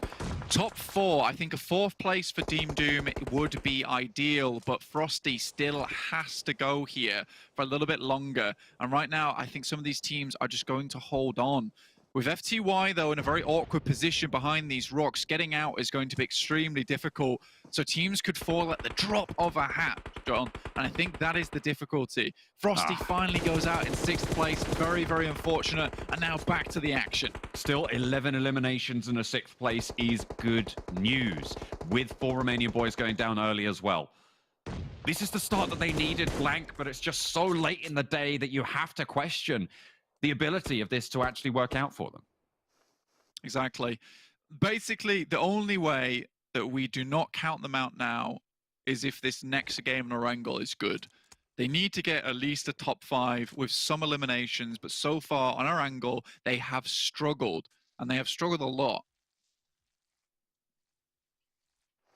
It will not be easy from here on out, but that gap, if they can keep playing like this, can be closed. Shinyo shimmying now through the grass. Last player standing. Two players maximum per team. Mazzaro has to get up, hit the deck again. Spotted immediately, handled. FTY eliminated. By the way, TJB, heel strat, still going. Still up, second place. I mean, that's all there is to it, with Giants now looking to confirm they're at first place here in this game. Still 8 first aid kits for Lengex as he starts to shimmy his way forward. It looks like he's just going to get to a window here. And I mean, we have seen some dangerous situations where Dongjibao has taken shots down towards teams final in the circle. It doesn't look like this is going to happen here. Again, Giants with their first place. This is good news for Giants. I mean, they've been slowly ramping up over the past couple of days. But for Team Doom, I know I said they struggle on Erangel, although they just came off a chicken dinner. I still do mean that. I think they have struggled so far. It's fantastic news. They do have that momentum coming off that other Erangel, though, to maybe get a little bit further. But the eliminations is really what's counting in this game on Sanhok. And sometimes that's all you can go for on Sanhok, just with the map being how it is. Can he see them? I feel like he's... I think he can. No. I think he's got some I don't think he's vision getting both, though. No way. He's going for the spray, though. What's he going to find? No damage, and back into the hut. Back into the hut with you. And that's it. Take that door out before he goes. Just wanton criminality there, wanton recklessness. But Giants take down the chicken dinner here. On that ramp, as you said, we needed more from them, and they will start to provide. Team Doom with a high elimination game, finishing 6th place. It's a good break in that sort of push towards that for Romanian Boys benchmark, but it is not enough on its own. It is just not enough to keep going. Giants Gaming, though, this is good news for them. $1,000 extra. Exactly. You'll take $1,000 any day of the week, right? I know I would. I think this is very, very well done for Giants themselves to be able to pick up that money on the day, which is really what a lot of these teams are now playing for, is that cash bucket at the end of things. We're going to take a look at some quick stats before we head back over to the desk. From Giants, only 643 damage with 1,033 healing damage received. So very, very passive game here, but sometimes that's what you have to do if you want to take that first place. I was looking at Team Doom at the start of today as well, and thinking, you know, where are they going to finish? Are they going to beat RESQ? Are they going to beat Vamos? Well, at the moment, I mean, it feels like they're looking to try and beat both of them if they aren't going to get into it, because that's really their only other hurdle to get over. But Giants Gaming, you know, they started this game in 4th place overall, getting 6 elimination chicken dinner. It's good. It's good. Game Lord went down a little bit earlier. Big Worstel in quite late, so maybe not going to be able to bump past that. But they should be happy with this performance. Redox popping the most eliminations. Yeah, I mean, conservatively looking at Doom, they need 70 points over the next 6 games, which is not easy, right? So we'll see what happens. I mean, that also does require for Romanian Boys to get almost a 0-point game every game. But again, Dumamu, he's there, he's waiting, and he's seeing what's happening. For Team Doom, though, honestly, good luck. That's all I can say. Well, Doctor Strange might have peered into their future, but we're going to be peering on over to the desk after this break.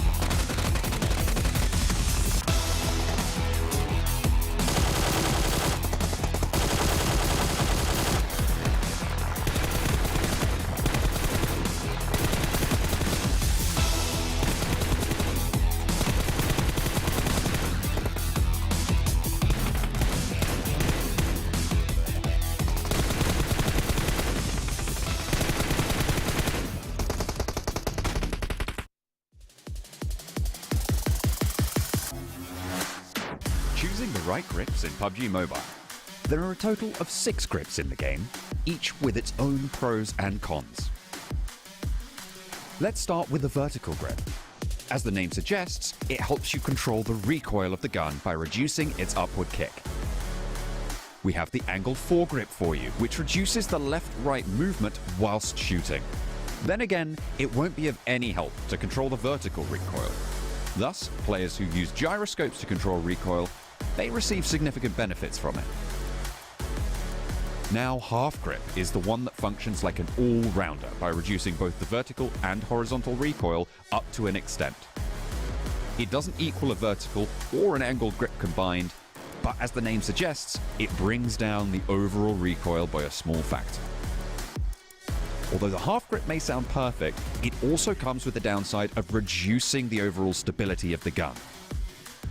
Light grip, on the other hand, is the counterpart of half grip, which doesn't help with recoil control, but greatly increases the stability of the gun. It means that light grip lets you be more accurate with your shots when you have already mastered recoil control. Thumb grip is one of the most common grips found on the battleground that helps you aim faster when you tap the ADS button. This is best for SMGs and close quarter fights where you need fast reflexes over accuracy.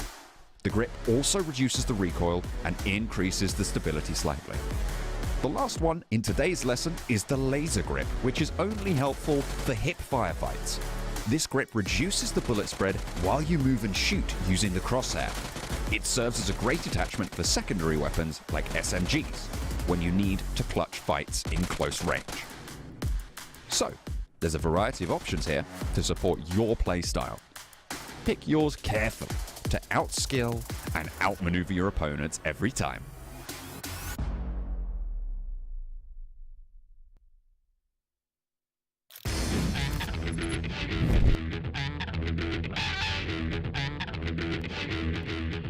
Is healing from superheroes to so Shadowwen, there is a big opportunity for those 3 players to go down straight away and Rorkis stand up tall. We're going to try to. And then heal to 6th or 5th place. This could be the biggest brain strat ever. To get the pepper in, but can't quite get the spice. Rana falls to the M249 instead of Vodafone Giants. David, Incarnate, Akashi moves forwards. Nano wants the res, makes the final push. The half HP and can't quite get it. The 4 Romanian boys as they are moving on the other hill, and they're still super young roster. They need to move inside, and that's going to be definitely a problem when you have Vodafone Giants. Vodafone Giants along with Ulysses holding on to the cheeky hill, the rock, the only thing in the middle that's holding them back. A 4 Romanian boys going to send it in, but it's a double knock by Nano. The clutch comes in strong. Absolutely beautiful for Vodafone Giants. The Vodafone Giants, they have the advantage from the circle with the performance stack, so definitely they are looking very strong. They are fighting.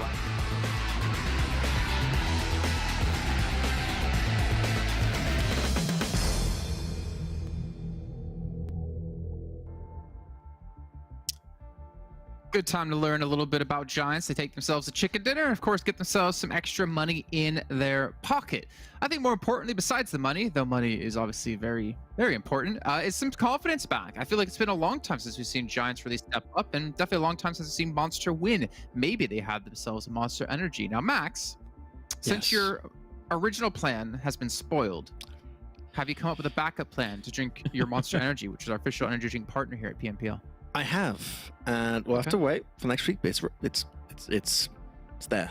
Yeah. Now, who did you call on for help? Is the real question.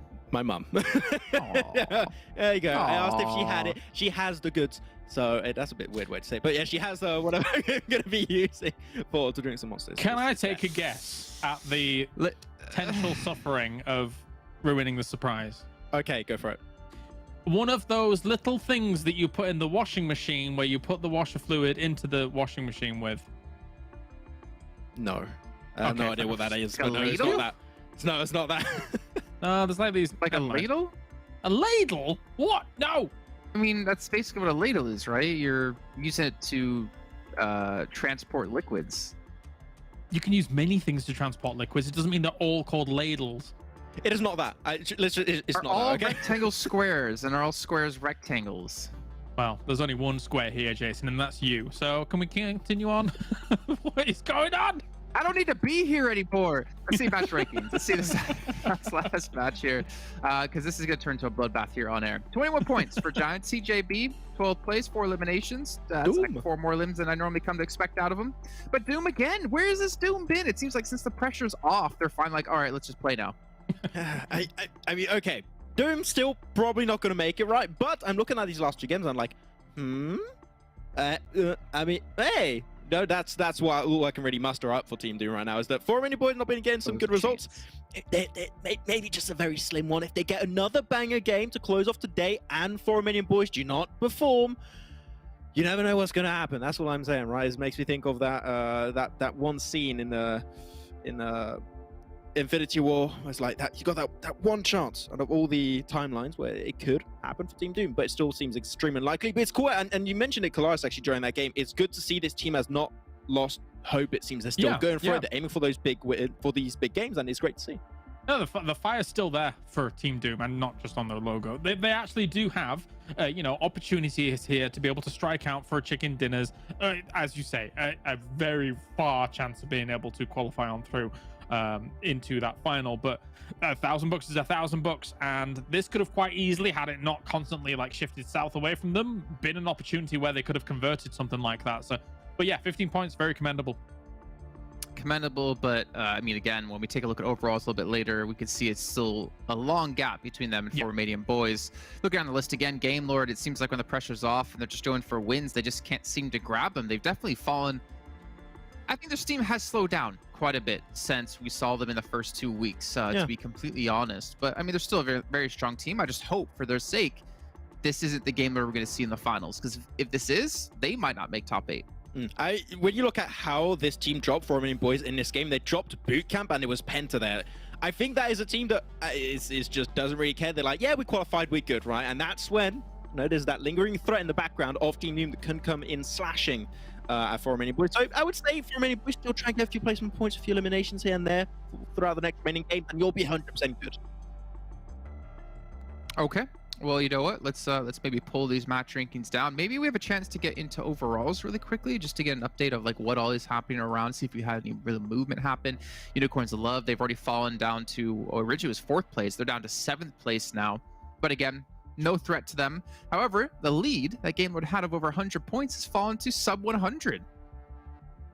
Kind of surprising. I thought maybe they would just keep their foot on the pedal constantly here, but not too much concern. I think regardless, going into the finals, a little bit of a fall from Clear Vision, I suppose. FTY been having a bit of a decent day, likewise alongside Giants Gaming. So that's some 9 points coming in from them. I'm actually surprised Giants have been able to climb up in 4th position. They had a really good Super Weekend, so props to them, able to get back in the position I think we potentially expected at the start of this event. Yeah, well, we can see here on the 3rd page, I think that's what's the interesting part, right, of where Team Doom is. You can see 54 points, but they still have to get up to 116, so it's a lot to ask for. Realistically, not going to be happening here, but would love to see it. You know what, I would love to see a comeback. I don't think it's going to happen, in all honesty, but that would be like a hell of a comeback story. Yeah, the only way I see any comeback happening, obviously they'd have to have an amazing tomorrow, but it has to be also an amazing game coming up now, right? I think they're 62 points behind now at this point. If Eastern Stars has a little bit of a we'll see. All right, well, let's head over to our commentators. Thank you so much, Maxman, my analysis, and Kalaris, my other analysis. Let's head to our commentators now. Hello. So the desk seem to think there's a little bit of a chance for Team Doom. I definitely see where they're coming from, and I appreciate their optimism, but I think we're a little bit on the harsher side, Blank. At least I am. I appreciate they're trying, but I just don't think it's there. Maybe not. I don't know. I think at this point in time, with one more good game, if you can get yourself 10 elim game for chicken dinner right now, that's what it takes. This is what it takes, is a 25 pointer. If we can get to a 25 pointer, then the chase is on tomorrow. Although it's going to be a difficult chase, that's for sure. Looking at this playing path though, very, very southern. And I think that, you know, Team Doom want to get up towards Rozhok, take up that position of Vamos and play from there. It does set them quite central, and I think it has favored them sometimes. Other times it's caused quite the traffic jam for themselves in this game, and I think that is the difficulty looking ahead for them.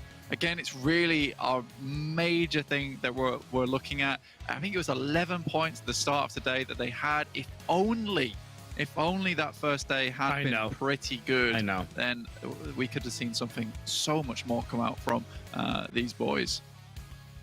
Definitely feels bad, man, for what could have been, per se, from Team Doom. As far as I know, we've had mainly southern plane paths in today's Erangel games, at least. I know the previous Erangel game was very much around this area, as is this one, but not quite sure of game number 1. Hopefully there's learnings on board from the likes of Clear Vision. They lost a player at the start of the previous game, or the previous Erangel game against Team Giants. It seems like they're kind of aware of it now. Yeah, and I think that was like a big factor, actually. I know it sounds surprising of how Team Doom were able to do so well in that match, because typically that rotation for them does get crossed off by Clear Vision a fair few times. So Clear Vision down to 3 players, it does mean that Team Dooms has a much easier time to get into this. We do not want to get away from this circle. These guys have played this circle so many times at this point. So I think most people know exactly what they're doing, and realistically this plane path doesn't hurt as much anymore, just because of how the circle has shifted, right? A lot of teams are already in position to make this happen. I'm kind of a little bit bored of these circles. That might sound harsh, but in terms of they always seem to be in the southwest, and I'd love to see a bit of a differential in these Erangel games, or at least thread towards an urban finish. I'm ready for another urban finish. Let's say South George, Pichinki, even to an extent Primorsk, right? Ferry Pier. I definitely love to see those kind of finishes come through in this last game of the day. Absolutely, and more finishes that can be had is in the 2022 PMCO, which you can find the link for pinned in the chat. So make sure you join PMCO with your squad. That's over at esports.pubgmobile.com/PMCO. Join up with your friends, your family, whoever it needs to be, to get yourself that money on the line and the glory that comes with finding yourself first place or at the top of the rankings. That's what it's all about, guys, here at PUBG Mobile, is allowing anyone to join up and become a PUBG Mobile star, because if you have it in you, you have it in you. Make it happen.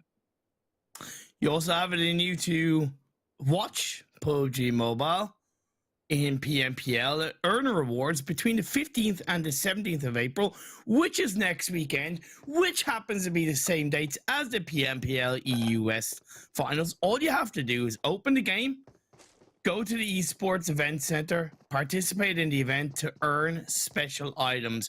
You watch fantastic European PMPL action, you get free stuff at the same time. What more do you want? Do you want me to deliver some popcorn to you?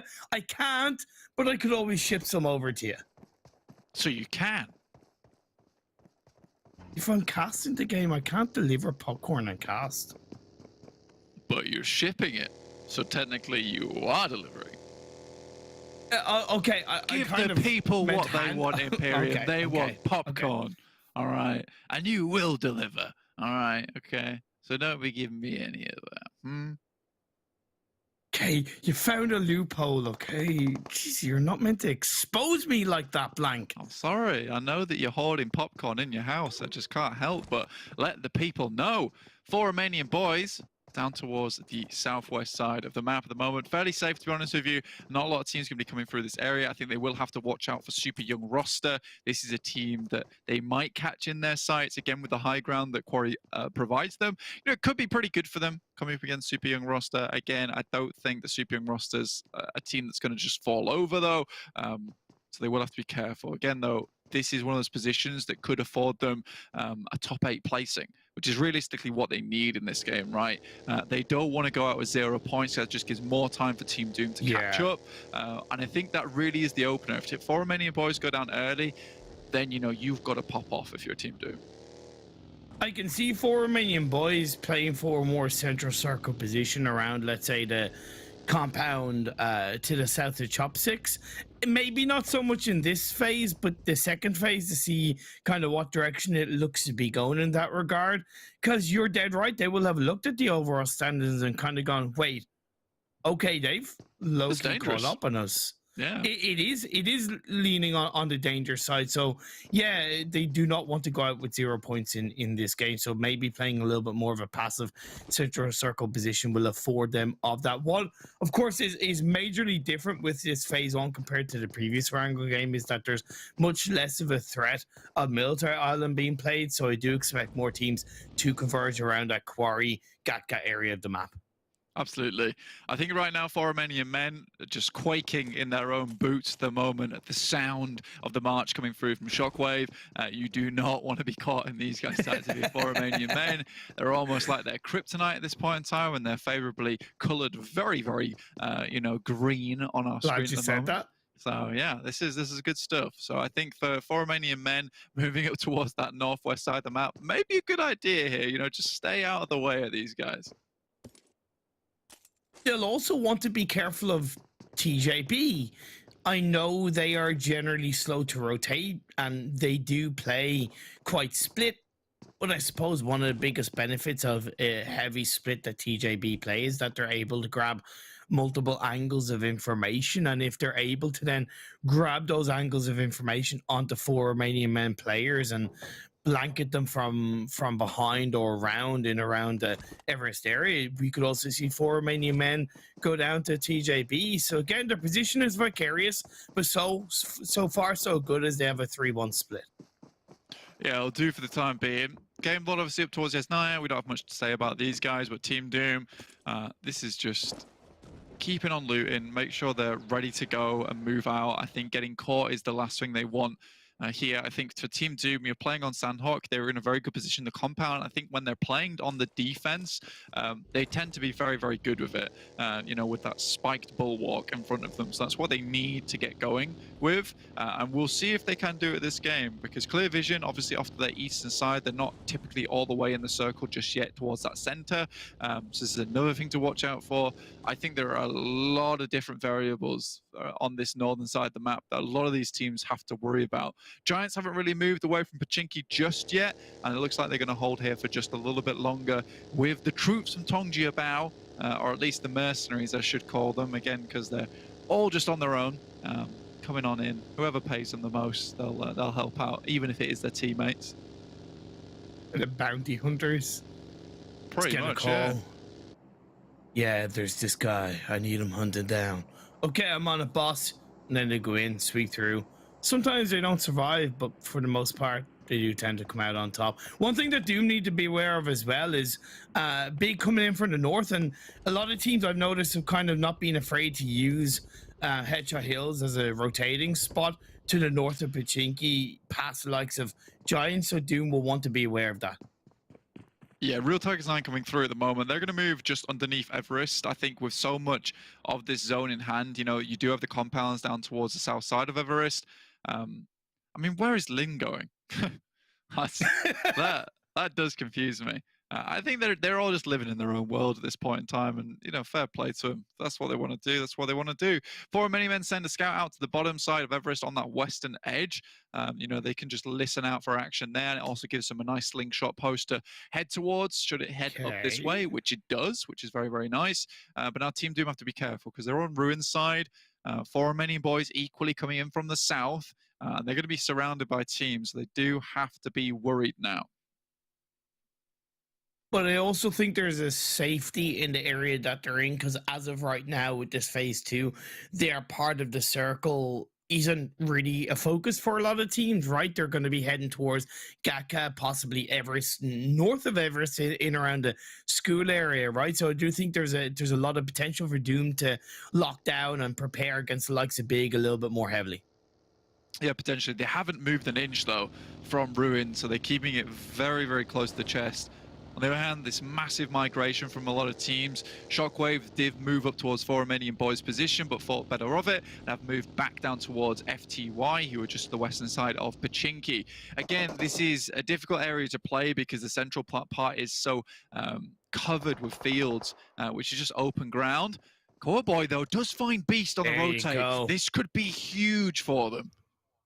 They are crashing in, so there's no full security of the fight coming out on top between Doom and Big for the side of Doom. We know what Big are able to do individually, whether it's Mihi, whether it's Mizara, whether it's Swave, and Swave and Mizara are gonna full send it up. Mert is in the front line. Frosty is prone down, but you gotta get on moving. You gotta take action. The push is coming through. Gonna try and bait it in. Frosty takes a lot of damage. Swave's on the other end, but the two-man push, Frosty gets caught out. Doom, you gotta be able to respond. You know it's Big. You know they're going to make you pay. Luckily, though, Cowboy has absolutely had a cracker of a start over on this side, getting one knock and then finding Mickey as well. Yes, Frosty is on bended knee, but this is really, really important now. But you can never count out single players from Big at all. Cowboy goes down to Robs, unfortunately, and now just down to 3 players here. Zero's taking shots too, and Game Lord looks like they're here to ruin the days of Team Doom. And you know, once Game Lord finds a couple of shots, finds a knock, they're happy to just full send it. Like a chef's special in a restaurant, this is a Game Lord special, and they're chomping at the bit to get involved in third party, this fight between Doom and Big. I definitely understand why Doom got caught off guard, because you don't normally expect a team to get involved in this area of the map. Like I said, it's less of a focus, but Game Lord swinging in from Yasnaya, they found the opportunity, and they're going to grab it. I think for Team Doom at the moment, you need to cut your losses. I think with this kind of fight going off, you have 2 eliminations. There's shots coming in from the side. You just need to leave this area. I think they've stuck around for too long. Even if they sent it north into the river, that would be the smart thing to do here. But they are just going to get crunched, and they have to now rely on Big taking the heavy hit for them. But with Robs on this off angle, it's going to be incredibly difficult. Nades come through. Frosty's down again. And Team Doom might just be the first team to go out in our lobby. That would spell trouble, but it would also spell SUCCESS for Romanian Boys and give them a lot of safety coming into day 3 of this 3rd super weekend. Big still up as a duo, and they're going to disengage in the right way. Mertz swims it into the water, but Game Lord, they're fishing. They're going to try and read out the bait to catch out Doom. He's going to be taking damage if he stays in the water too long, at least deep down. The lung capacity is going to get to maximum, and he will tickle down, but Game Lord look to disengage. Yeah, even so, he's going to have to crest the beaches alongside with Big. I feel bad for them, you know, 2 eliminations. So do I. I think at this point in time, you're looking for an 8th place finish, but with 16 teams still in lobby and 13 minutes in, it's very unlikely. The circle keeps shifting away from them. And what an unfortunate start. And honestly, the person I feel the most sorry for there is Cowboy, who had such an unbelievable kickoff to that fight versus Big, and then subsequently taking down Mickey all on his own. It's just rough. It is really rough. And to be fair, I was kind of harsh on Doom because I didn't realize what Koa had done on his own. And the second I passed it over to you and you pointed out, I was like, oh, damn, Doom, we're actually doing something in that area. So, yeah, definitely feel sorry for them. But this game goes on, and 4 Romanian Boys in the center of the circle. Like I said, I thought that was going to be their aim of this game, is just to go into the center around phase 2. And because phase 3 centered, it's benefited them once again. XTEAM taking a huge amount of punishment over on this side. Game Lord is refusing to leave this northeastern edge as well. They're actually ruining the chances of Team Doom, and this is part of the game. This is part of the game, but to me, Game Lord, you've gone down in my eyes. I'm sorry, but this is cruelty. Ooh. When you're on top of the mountain, you don't need to be dishing out this kind of cruelty, you know, man. Look, it's a dog-eat-dog world, and that's the way the cookie crumbles sometimes. I definitely see where you're coming from, and I do have a little bit of kind of like oof and yikes, or whatever syllable you want to use to describe Game Lord. I'm definitely with you on that, but I also understand that they have nothing to lose. They're just having fun in this super weekend. and that is something that can either go for Doom or it can go against Doom, and this time around it's gone against them. Yeah, and I think for Game Lord, it's actually very beneficial for them to take fights with Big, and that's that typical rotational path.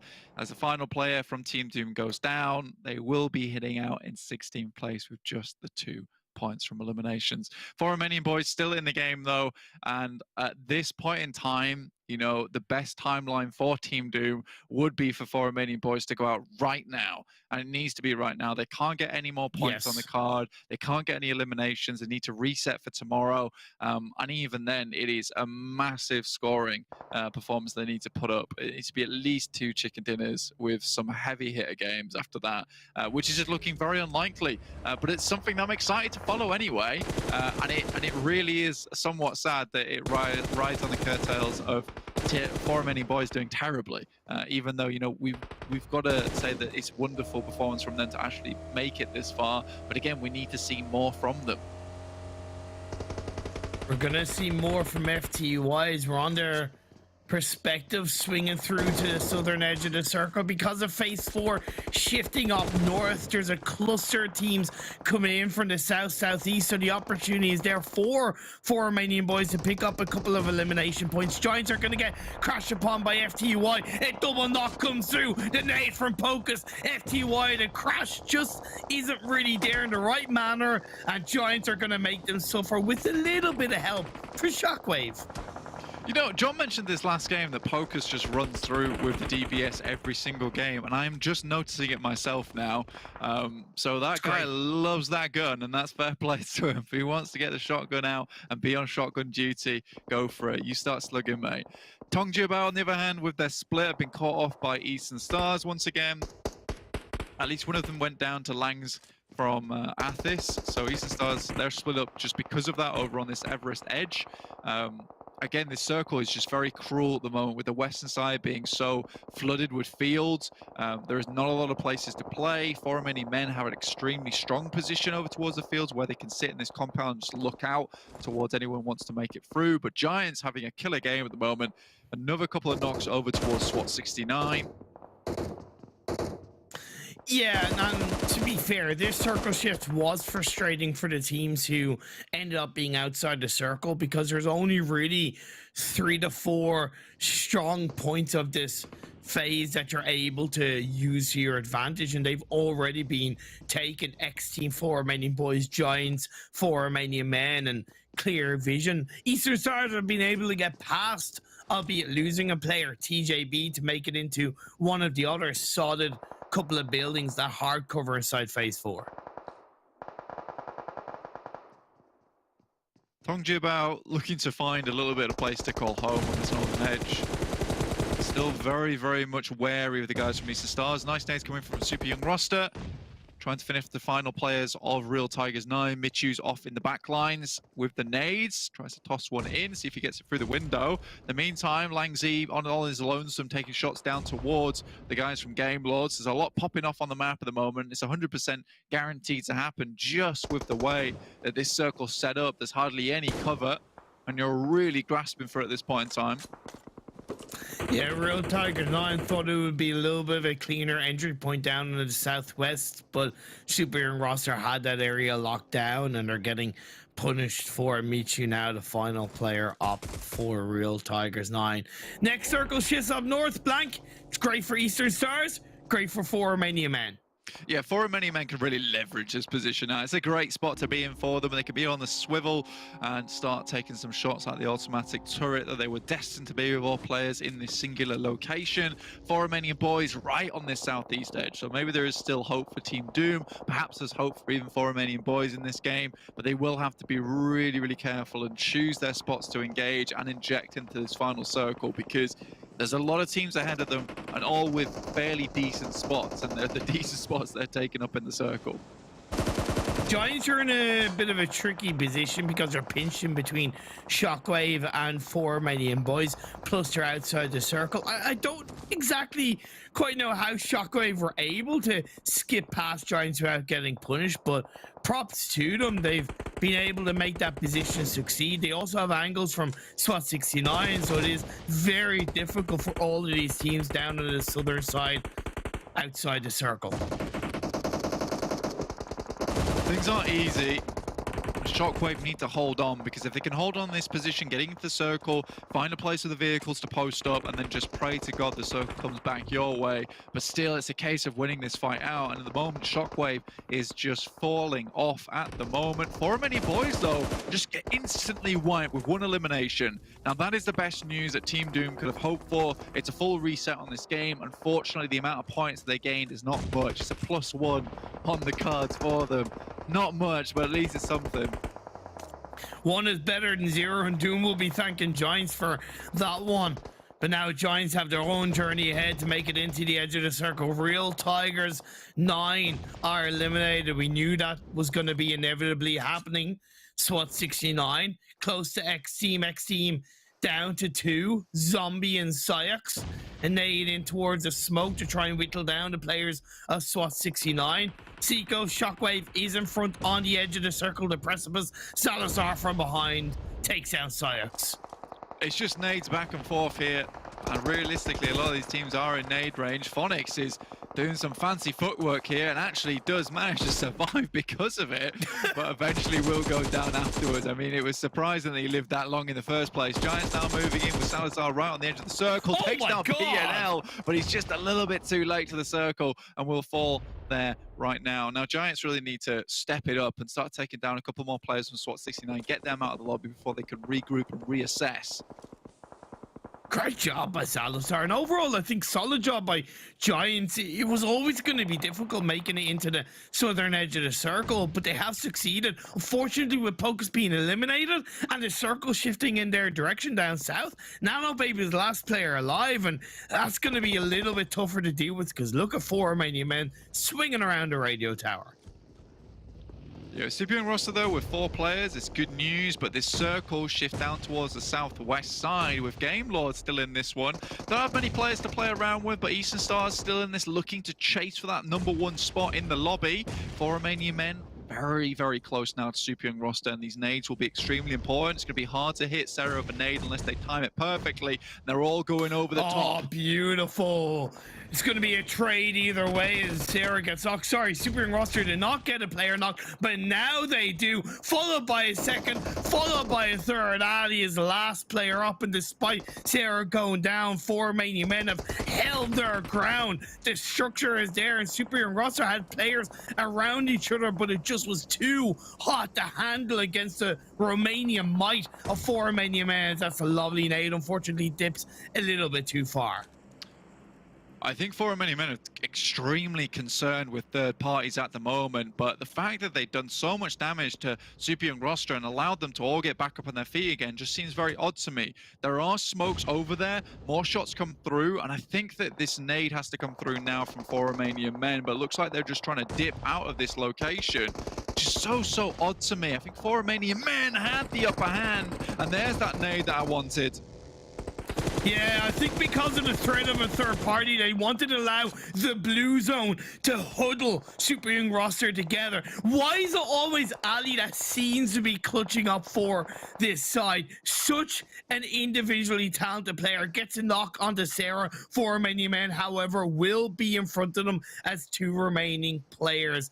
As the next phase is soon to pop up, phase number 7. 7 teams left. Super young roster, hold on tight to this game, but just Ali remaining, and that will be the end of it for him. 4 Romanian Men, though, a beautiful nade from earlier, will continue trucking, but the smokes will be ever so important for them. Nano's still in this game from Giants, though. Yeah. Yeah, he's not giving up just yet. And Game Lord off in the distance with just Robs remaining now. SWAT 69 are able to restabilize on this east side of the map after taking heavy hits from Salazar before he did take a tumble. I think what's helped Nano Baby is the fact that 4 Romanian Men not only lost 2 players, but spent a lot of time dealing with super young roster, so they weren't able to send a more controlling spread as Nano's going to cook up a nade. Will that connect on the Redux? Not quite. Gets him down to about 20 health. Now it's just this game where everyone is just going to play it slow. There's no reason to give away your position here. PNL does look over towards Penta's spot, but I don't think this is well advised, especially with the amount of players that SWAT69 currently have up. Circle heads very central, but away from a lot of teams. At this point in time, you need those vehicles. Anyone without them is going to have a tough time of it. But even so, getting those vehicles through is going to be dangerous. They're going to be shot out almost immediately with the amount of players still in this lobby. Rob's from Game Lord still alive, and he comes in to take down SWAT69. SWAT69 will have a little bit of PTSD off the back of that one, because Game Lord strike again. However, it's Penta with the majority of the players up. Redox gets knocked. That's them whittled down to just a solo. Nano, baby, for Giants. Already up to 10 elimination points coming into these final moments. Finds one more. Seiko to the right of him. Rana to the left of him. And Penta just waiting to strike to grab the chicken dinner. Yeah, they have a fair few players remaining with 3 in the rundown from Dwash there will be good. Penta's looking to move it up with those vehicles. It's perfect. Sheik off in the distance takes a heavy hit here. And Nano really at this point in time is looking for second. He'd be happy with that. Muzi goes down. Nano baby goes down. Rana is left on his own in a 1v3. Barrage of nades. Bullets come through. The control is there for Penta, but I think Rana has a little bit of a hay bale and the low ground dipping cover that he can technically do something with. If Penta are a little bit lackadaisical, Rana could make him strike, but Dewas, he wants to do the same like he did to Robs, like Shockwave did to Big at the first game of the day, and indeed that's what happens. Penta with the chicken dinner. That's a pretty casual win there from Penta. Nicely done, I suppose. With 7 eliminations to finish that game off, it's good. But I think the main takeaway is that both Romanian Boys and Team Doom reset themselves on this one. Coming in tomorrow, it's going to be a long slog for Team Doom. And we'll just have to wait and see, because they really stepped up towards the end of the day with that winner with chicken dinner on Erangel. But it is Penta to pick up this final one and $1,000 in the back pocket. So very well done to them. With only 442 damage received, I think the location they've taken, they just stuck out of a lot of those fights, and that's fine. Sometimes that's what you got to do to pick up those chicken dinners, is be patient with it. I'm very happy that they played the intelligent decision of going directly on the western side, and I think it begs the question why more teams didn't think about doing that, right? We saw a little bit from Super Young roster, but not as much of a direct look to control that west compared to Penta. Salazar stood out massively with 6 elimination points and 1100 damage. A big game from Salazar. I mean, he was quick on the flick with the gun, honestly, and he had the pick of the litter when it came to that last game. He was really all over the place with those bullets, and honestly, some of those transfers were very, very tasty. I think it's been a while since we've seen Salazar really step up massively, but he does strike me as like this young gun on the team who is really doing some massive work for him. 110%. Penta closed out the final game of the day, but still, indeed, the stories to be told. Will Doom, off the back of a couple of very strong results, be able to put just that little bit more pressure on the 4 Romanian Boys in the final day of Super Weekend number 3? You'll have to wait and see. Let's head to the highlights and then back to the desk.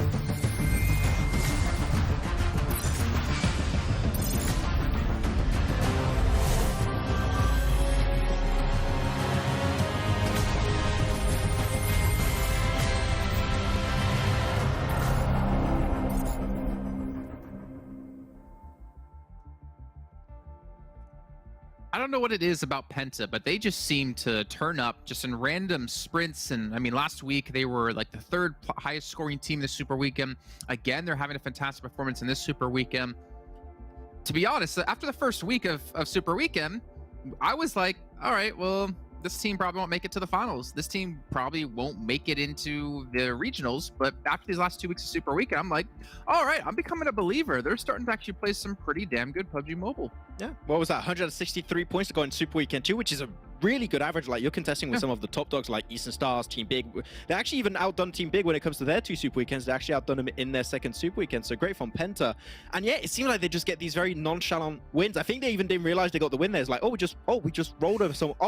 Well, sorry. Guess it's a win. Cool. Thank Dinner? you. What? What happened? Let's take a look at the match standings really quickly while you go into this, Kalaris. I mean, this team, I don't know, I wouldn't say championship caliber team, but they are proving to really show their worth here in PMPL and to like show everyone out that they deserve to be here. They're capable, definitely so. I mean, yesterday, as I say, 57 points, got themselves 2 third places as well as a second place with those 13 eliminations, and now rolling into this one. As you say, I think even rolling in is a fair kind of assessment of how they do it here, Max. Like, there's 7 eliminations coming in. They're coming towards these final circles from this kind of west flank, as the other teams are kind of battling things out. And yeah, Penta shows up as like, we can clean up. And Exactly. We'll gladly have it. Yeah, I mean, Mani and Muzen are still the 2 players that we're seeing the most of when it comes to getting those big banger games, right? Those big performances. And it's mostly down to those 2 players. I still hope that there's a world where we can see a little bit more from the rest of the squad, maybe be a little bit explosive, but I'm still happy with how the dynamic of the team is working so far. But as you mentioned, Jason, right, it's weird how they sometimes get those weird spikes of good games of consistency almost, and then they just go back down into hiding and they get themselves a few bad games or a few bad days in a row, and then they come back up. It's up and down. If we see them on the A game in the league finals, top 8 is definitely a huge thing that could happen for them, I would say. I think when you look at them, I think they're still playing for a placement. I think when we watch them, even though they're very capable fraggers, I think they are still playing for a placement. They have a very good knack of being able to avoid, I think, the theater of conflict for quite a while in the mid game, and then come the end, now that they're capable fraggers and in a great position to do so, they can clean up. So they're going against what we usually like, which is kind of that eliminations first and placement second kind of thing, Jason. Yeah, and I mean, I love this though. Like, I love the fact that we have some teams who have been around for the entirety of last year. They weren't necessarily impressive. They didn't really make it through into the next stages of events. But now we see them come back into this year and they're like, all right, well, we've taken this time. We've like legitimately improved. We've worked on our weaknesses, and now we're a team that can finally push forward, right? I think it's really easy in PUBG Mobile. We see it a lot of teams. It's just, all right, well, this comp's not working. Like, this team set up. Let's just screw it. Let's just bring in other people, or let's just disband, right? But this team is kind of, I mean, obviously not in its current form, stuck around in that kind of sense, but at least they're showing some progress. At least, like, for instance, Halls, he's continuing that grind. He has some, playing some different players this time, and it seems like they found a sort of synergy that's working out for him. I feel like there's a lot of teams in not only PUBG Mobile Esports, but many esports or even just real sports that you're going to have some teams that are maybe not going to work at the start, but you give it some time and you build that synergy, build that confidence, build that trust, and teams will get to a point where their roster actually works really well. And I think that Penta, we are seeing that type of evolution. They started off the tournament, it was very rough in that first Super Weekend, only 56 points out of those 15 games, right? And then they're just like, okay, we found something that suits us. And as you said, Kalaris, they're very focused on those placements. And if it works for them, if it's enough to go to the next stage, I can't argue with that. That's perfect. Keep going, guys. But if they can also get maybe a little bit more eliminations, that would be the next big step up from them that could allow them to go way further in this event. Okay, well, let's take a look at our overalls then and see actually where our teams currently stand at the end of our second day, our penultimate day of Super Weekend. Game Lord, the lead. I mean, it's still just bouncing back and forth between 100 points, but we can see Big here in third place. We can see Giants in third as well. In fourth. To be also fair, talking about Penta, with Halls, but I mean, Giants as well. This is a team that's probably the pinnacle of what I was just saying. The perfect example of, like, they've played year in, year out. They were at a higher echelon of playing PUBG Mobile competitively, like doing some like PUBG Mobile Star Challenge, stuff like that.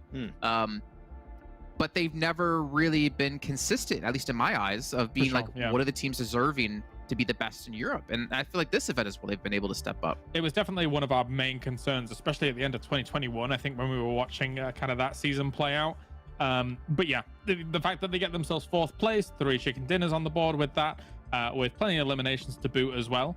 I think, yeah, they're kind of dispelling that quite heavily, I would say, in this tournament in particular. Yeah. So we'll see what happens. Well, the thing is, when some teams rise, like Giants, like Penta, some teams have to fall. TJB, maybe not the team in general, but GK First to me has just not been that powerhouse of a player like he was last year. To be fair, not only him, like you look at Alicio, he's not been that powerhouse, though maybe it's because Icy's the new star of the team. But this isn't a team that I think anyone's really afraid of in the lobby at the moment. Yeah. At least they didn't strike the same fear in people like they did before. What I have the impression is going on with TJB currently is we still see those good moments. Even today, we saw TJB get what I think it was a 1v3 on the first game. There was like, he was popping off in good ways, but I have the impression the setup compared to previous seasons around GK First as like this star player is just not happening in the same way. And I have the impression because of that, the setup is not similar and he cannot find as much success in the games, right? I think he's still as good in past seasons. Maybe there's a little bit up and down. It's hard to remain consistent throughout a year, of course, but I think that the whole team dynamic having changed so much, it's hard for him to perform on the same level he did in the past as Panda or even Unicorns of Love. So yeah, it's just something to keep in mind. But I would have to agree, Jason, that if you look on an individual level and his stats in particular compared to past seasons, it does seem like he is a shadow of his former self, and it's a little bit unfortunate to see. It's unfortunate, but I have hopes maybe getting into the finals, that's where they're really going to turn things on and make me shut my mouth. I'd be happy to shut my mouth if that happens, because I loved the team last year. You just want me to be mean to you, Max. It's like, you know. Hey, okay, so one time, okay, I was mean though, because to round that out, though, it's not allowed. It makes you think like what XT years and Keto from back at the start of 2021, like it makes you think about like exactly what their role was in Panda back then, right? And it's like, okay, yeah, maybe they were the enablers, but maybe everything works so well in tandem with one another. Makes you think. Yeah. Well, let's take a look at the second page. You can see Unicorns of Love. Remember, they're not playing in the Super Weekend. They've fallen now down to 9th place. But again, it's not a big deal. It's not a worry. They're still going to be playing in our finals. Looking down further on the list, you can see Romanian Boys at 117. You know, if Penta had an okay day yesterday, I'm not talking a great day. I'm not talking an amazing day. I'm talking like 50 points, 40, 50 points, which I think is an okay day. I think realistically they could have caught Romanian Boys here, because Romanian Boys have slowed down. Like as Team Doom has risen up today, it's the same amount it's the same amount in the opposite direction for Romanian Boys and how they've fallen. Yeah, how many points have they had now from? I'm trying to figure it out. Okay, they've had like it was 102 points coming into today, so yeah, they've had like 15 points, which. If Team Doom, yeah, as you say, if they just had that little bit of a extra oomph yesterday than the 11 pointer that they got, then this could be extremely reachable. Is it still? Technically, yes, but is it within the realms of possibility? I think technically no. I think if they had this day happen in day one and they were able to have like 2 similar performances, they would be at about, 100 points, which that gap would have closed significantly with Romanian Boys, but they fell flat on their faces yesterday, which is unfortunate. That was not the way to start it, and we said it right at the start of the Super Weekend. We could do a very clear and concise decision as to if they could make it or not in the Super Weekend based on what they would do yesterday. Didn't work out, and we knew that was potentially going to hurt the morale of the team, which, to be honest, they've got 2 really good games, so the morale of the team maybe hasn't dwindled that much. Precisely. If today proved anything, it's that there is still that fire lit under them for the opportunity to try and have that strikeout. So if the stars align tomorrow, and I'm thinking like a 2%, 5% chance, then maybe. But I think everybody here is quietly conservative with the predictions, right?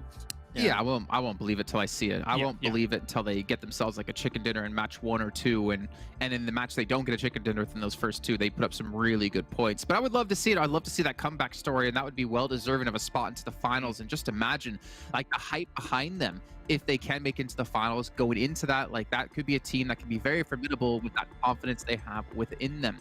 Speaking of confidence, one man here who does have a lot of confidence is how he's been able to drink Monster out of different things. We saw little test tubes on one day. We saw him drink it out of a can another day. Some drink it out of a vase as well. This man is willing to drink Monster out of anything because Monster Energy are our official partners here, energy drink partners of PMPL.